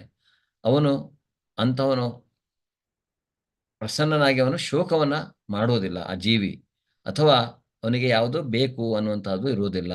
ಅದರಿಂದ ಎಲ್ಲವನ್ನು ಸರಿಯಾಗಿ ಒಂದೇ ಸಮನಾಗಿ ಕಾಣ್ತಾನೆ ಅನ್ನೋದನ್ನು ಇಲ್ಲಿ ಭಗವಂತ ಹೇಳ್ತಾನೆ. ಇಂತಹ ಪರಿಸ್ಥಿತಿಯಲ್ಲಿ ನನ್ನ ಪರಿಶುದ್ಧ ಭಕ್ತಿ ಸೇವೆಯನ್ನು ಅವನು ಪಡೆಯುತ್ತಾನೆ ಅನ್ನುವಂಥದ್ದು. ಭಕ್ತ್ಯಾ ಮಾಮಭಿಜಾನಾತಿ ಯಾವಾನ್ಯಾಶ್ಚಾಸ್ಮಿ ತತ್ವತಃ ತಥೋ ಮಾಂ ತತ್ವತೋ ಜ್ಞಾತ್ವಾ ವಿಶತೆ ತದನಂತರಂ.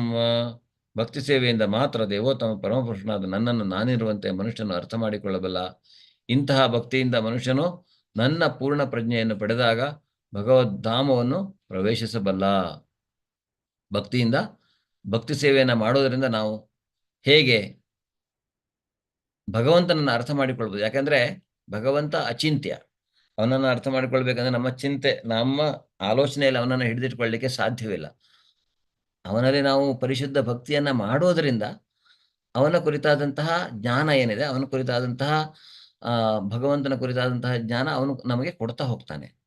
ಅದನ್ನು ನಾವು ಅವನಿಂದ ಪಡೆದುಕೊಳ್ಬೇಕಾಗತ್ತೆ. ಸರ್ವಕರ್ಮಾಣ್ಯಪಿ ಸದಾ ಕುರ್ವಾಣೋ ಮದ್ವಪಾಶ್ರಯ ಮತ್ಪ್ರಸಾದ ಆಪ್ನೋತಿ ಶಾಶ್ವತಂ ಪದಮವ್ಯಯಂ. ನನ್ನ ಪರಿಶುದ್ಧ ಭಕ್ತನು ಎಲ್ಲ ಬಗೆಯ ವ್ಯಾಪಾರಗಳಲ್ಲಿ ನಿರತನಾಗಿದ್ದರೂ ನನ್ನ ರಕ್ಷಣೆಯಲ್ಲಿ ನನ್ನ ಕೃಪೆಯಿಂದ ಶಾಶ್ವತ ಅವ್ಯಯವಾದ ನಿವಾಸವನ್ನು ಸೇರುತ್ತಾನೆ. ಸೊ ಅವನು ಏನೇ ಮಾಡ್ತಾ ಇರಲಿ, ಅವನ ಪರಿಶುದ್ಧ ಭಕ್ತರು ಭಗವಂತನ ರಕ್ಷಣೆಯಲ್ಲಿರ್ತಾರೆ ಮತ್ತು ಅವನ ಕೃಪೆ ಅವನೇ ಕೊಡ್ತಾನೆ. ನಾವು ತಿಳ್ಕೊಳ್ತೇವೆ ನಾವೇ ಏನೋ ಮಾಡ್ತೀವಿ ಅಂತ ಇಲ್ಲ, ಭಕ್ತಿಯನ್ನು ಮಾಡೋದ್ರಿಂದ ಸಾಕು, ಅವನು ನೋಡ್ಕೊಳ್ತಾನೆ ಮುಂದಿಂದೆಲ್ಲ ಅನ್ನೋದನ್ನು ಇಲ್ಲಿ ಅವನು ಹೇಳ್ತಾ ಇದ್ದಾನೆ. ಮಚ್ಚಿತ್ತ ಸರ್ವ ದುರ್ಗಾಣಿ ಮತ್ಪ್ರಸಾದ ತರಿಷ್ಯಸಿ ಅತಶ್ಚೇತ್ವಮಹಂಕಾರನ್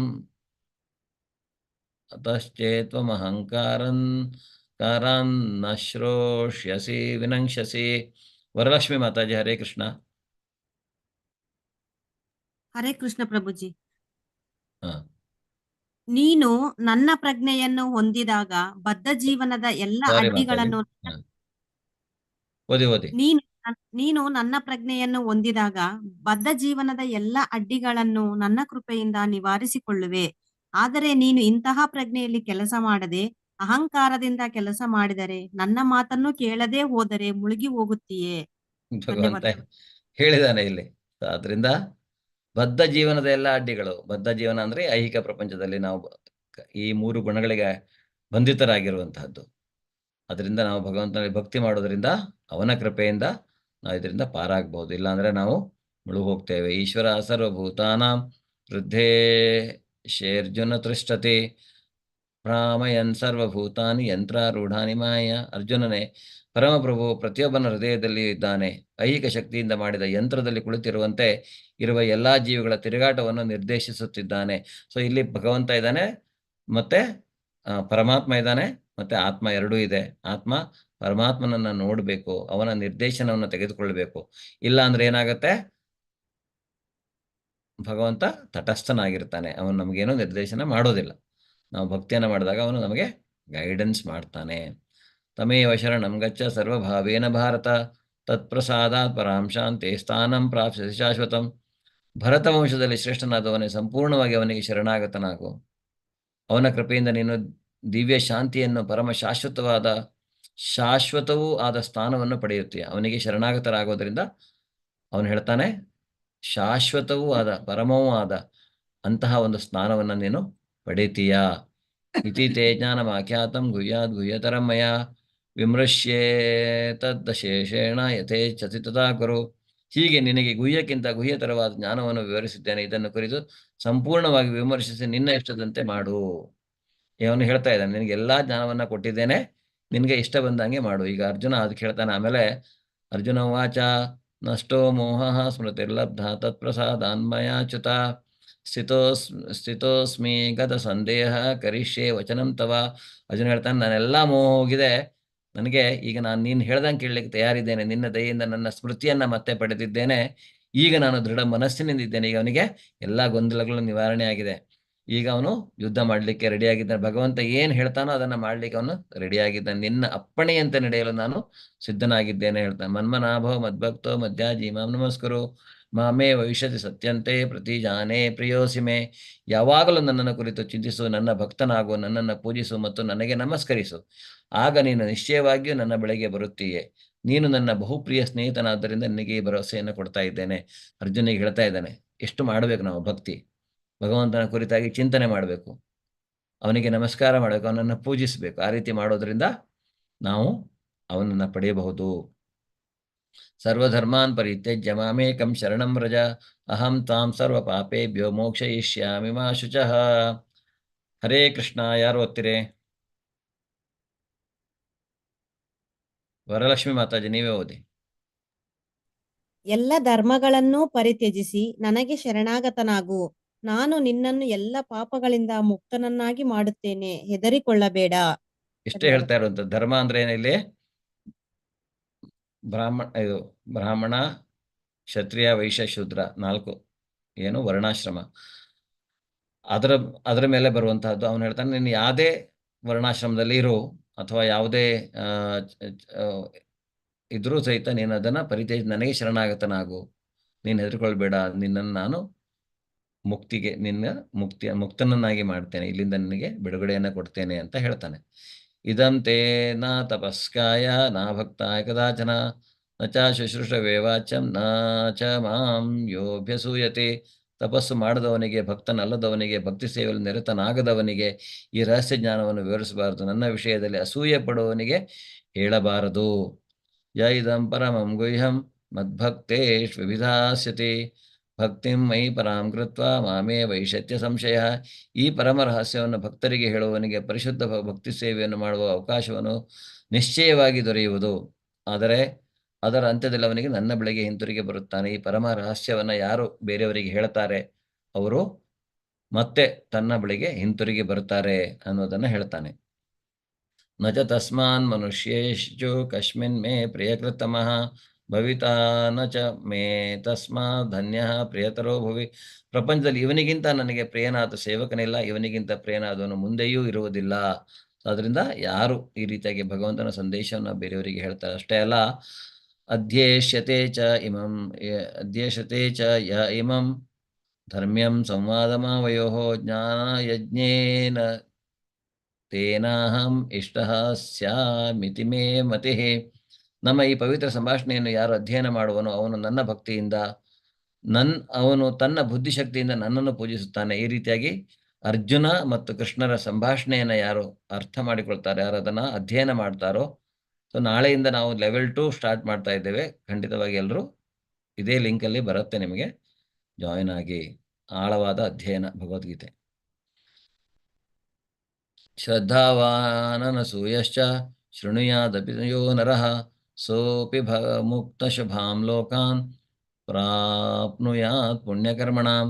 ಇದನ್ನು ಶ್ರದ್ಧೆಯಿಂದ ಮತ್ತು ಅಸೂಯೆ ಇಲ್ಲದೆ ಕೇಳುವ ಮನುಷ್ಯನು ಪಾಪಕರ್ಮಗಳಿಂದ ಮುಕ್ತನಾಗುತ್ತಾನೆ ಮತ್ತು ಪುಣ್ಯಕರ್ಮಗಳು ವಾಸಿಸುವ ಶುಭ ಲೋಕವನ್ನು ಸೇರುತ್ತಾನೆ. ಸೊ ಈಗ ನಾವೆಲ್ಲ ಅದನ್ನೇ ಮಾಡ್ತಾ ಇರುವಂತಹದ್ದು, ಅಸೂಯೆ ಇಲ್ಲದೆ ಇದನ್ನು ನಾವು ಕೇಳಬೇಕು. ಅವರು ಸಂಜಯ ವಾಚ, ಇಷ್ಟೆಲ್ಲ ಆದ್ಮೇಲೆ ಸಂಜಯ ಹೇಳ್ತಾನೆ, ಇತ್ಯಹಂ ವಾಸುದೇವಸ್ಯ ಪಾರ್ಥಸ್ಯ ಚ ಮಹಾತ್ಮನಃ ಸಂವಾದಮಿಮಶ್ರೌಷಂ ಅದ್ಭುತಂ ರೋಮಹರ್ಷಣಂ ವ್ಯಾಸ ಪ್ರಸಾದಾತ್ ಶ್ರುತವಾನೇತದ್ಗುಹ್ಯಮಹಂ ಪರಂ ಯೋಗಂ ಯೋಗೇಶ್ವರಾತ್ ಕೃಷ್ಣಾತ್ ಸಾಕ್ಷಾತ್ ಕಥಯತಃ ಸ್ವಯಂ ರಾಜನ್ ಸಂಸೃತ್ಯ ಸಂವಾದಮಿಮದ್ಭುತಂ ಕೇಶವಾರ್ಜುನ ಯೋ ಪುಣ್ಯಂ ರಷ್ಯಾಮಿ ಚ ಮುಹುರ್ಮುಹುಃ. ಸಂಜಯ ಇದನ್ನೆಲ್ಲ ಕೇಳಿ ಧೃತರಾಷ್ಟ್ರನ ಹತ್ರ ಹೇಳ್ತಾನೆ, ಈ ಸಂಭಾಷಣೆಯನ್ನ, ಕೃಷ್ಣಾರ್ಜುನರ ಸಂಭಾಷಣೆಯನ್ನ ಎಲ್ಲ ಕೇಳಿ ಈಗ ನಾ ಸಂವಾದ ಎಷ್ಟು ಅದ್ಭುತವಾಗಿದೆ ನನಗೆ ರೋಮಾಂಚನ ಆಗ್ತಾ ಇದೆ. ಯಾಕೆಂದ್ರೆ ವ್ಯಾಸರು ಅವನಿಗೆ ಜ್ಞಾನ ಚಕ್ಷುವನ್ನ ಕೊಟ್ಟಿರ್ತಾರೆ. ಅವನು ಅರಮನೆಯಲ್ಲೇ ಕುಳಿತು ಇದನ್ನೆಲ್ಲ ಕೇಳಿಸ್ಕೊಳ್ತಾನೆ, ಇದನ್ನೆಲ್ಲ ನೋಡ್ತಾನೆ ಸಹಿತ ಯಾರೋ ಸಂಜಯ. ಅದರಿಂದ ಅವನು ಹೇಳ್ತಾನೆ, ಈ ರಹಸ್ಯವಾದ ಮಾತುಗಳನ್ನು ಯೋಗೇಶ್ವರನಾದ ಕೃಷ್ಣನ ಸ್ವತಃ ಅರ್ಜುನಿಗೆ ಹೇಳುತ್ತಿರುವಾಗ ನಾನು ನೇರವಾಗಿ ಕೇಳಿದ್ದೇನೆ. ರಸನೆ ಕೃಷ್ಣಾರ್ಜುನ ನಡುವಣ ಅದ್ಭುತವೂ ಪವಿತ್ರವಾದ ಸಂಭಾಷಣೆಯನ್ನು ಮತ್ತೆ ಮತ್ತೆ ಸ್ಮರಿಸಿಕೊಂಡು ಆನಂದ ಪಡುತ್ತಿದ್ದೇನೆ ಅಂತ ಹೇಳ್ತಾನೆ. ಅವನಿಗೆ ಅಷ್ಟು ಇದಾಗಿರುತ್ತೆ. ತಚ್ಚಂ ಸಂಸ್ಕೃತ್ಯ ರೂಪಮತ್ಯದ್ಭುತಂ ಹರೇಹೇ ವಿಸ್ಮಯೋ ಮೇ ಮಹಾನ್ ರಾಜನ್ ಹೃಷ್ಯಾಮಿ ಚ ಪುನಃ ಪುನಃ. ರಾಜನೇ, ಶ್ರೀಕೃಷ್ಣನ ಅದ್ಭುತ ರೂಪವನ್ನು ನಾನು ಮತ್ತೆ ಮತ್ತೆ ಸ್ಮರಿಸಿದಂತೆಲ್ಲ ನನ್ನ ವಿಸ್ಮಯ ಹೆಚ್ಚಿದೆ, ನಾನು ಮತ್ತೆ ಮತ್ತೆ ಹರ್ಷ ಪಡುತ್ತಿದ್ದೇನೆ. ಅವನಿಗೆ ಅಷ್ಟು ಖುಷಿ ಆಗ್ತಾ ಇದೆ ಇದನ್ನೆಲ್ಲ ನೋಡ್ಬಿಟ್ಟು. ನನ್ನ ಜೊತೆ ಈ ಶ್ಲೋಕ ಹೇಳಿ 3 ಸಲ ಹೇಳೋಣ, ಆಮೇಲೆ ನಾವು ಈ ಅಧ್ಯಾಯವನ್ನ ಎಂಡ್ ಮಾಡೋಣ. ನಾನು ಹೇಳ್ತೇನೆ, ನೀವು ಹೇಳಿ, ರಿಪೀಟ್ ಮಾಡಿ. ಯತ್ರ ಯೋಗೇಶ್ವರಃ ಕೃಷ್ಣೋ ಯತ್ರ ಯೋಗೇಶ್ವರಃ ಕೃಷ್ಣೋ ಯತ್ರ ಪಾರ್ಥೋ ಧನುರ್ಧರಃ ಯತ್ರ ಪಾರ್ಥೋ ಧನುರ್ಧರಃ ತತ್ರ ಶ್ರೀ ವಿಜಯೋ ಭೂತಿ ತತ್ರ ವಿಜಯೋರ್ಭೂತಿ ಧ್ರುವ ನೀತಿರ್ಮತಿರ್ಮಮ. ಧ್ರುವ ನೀತಿರ್ಮತಿರ್ಮಮ.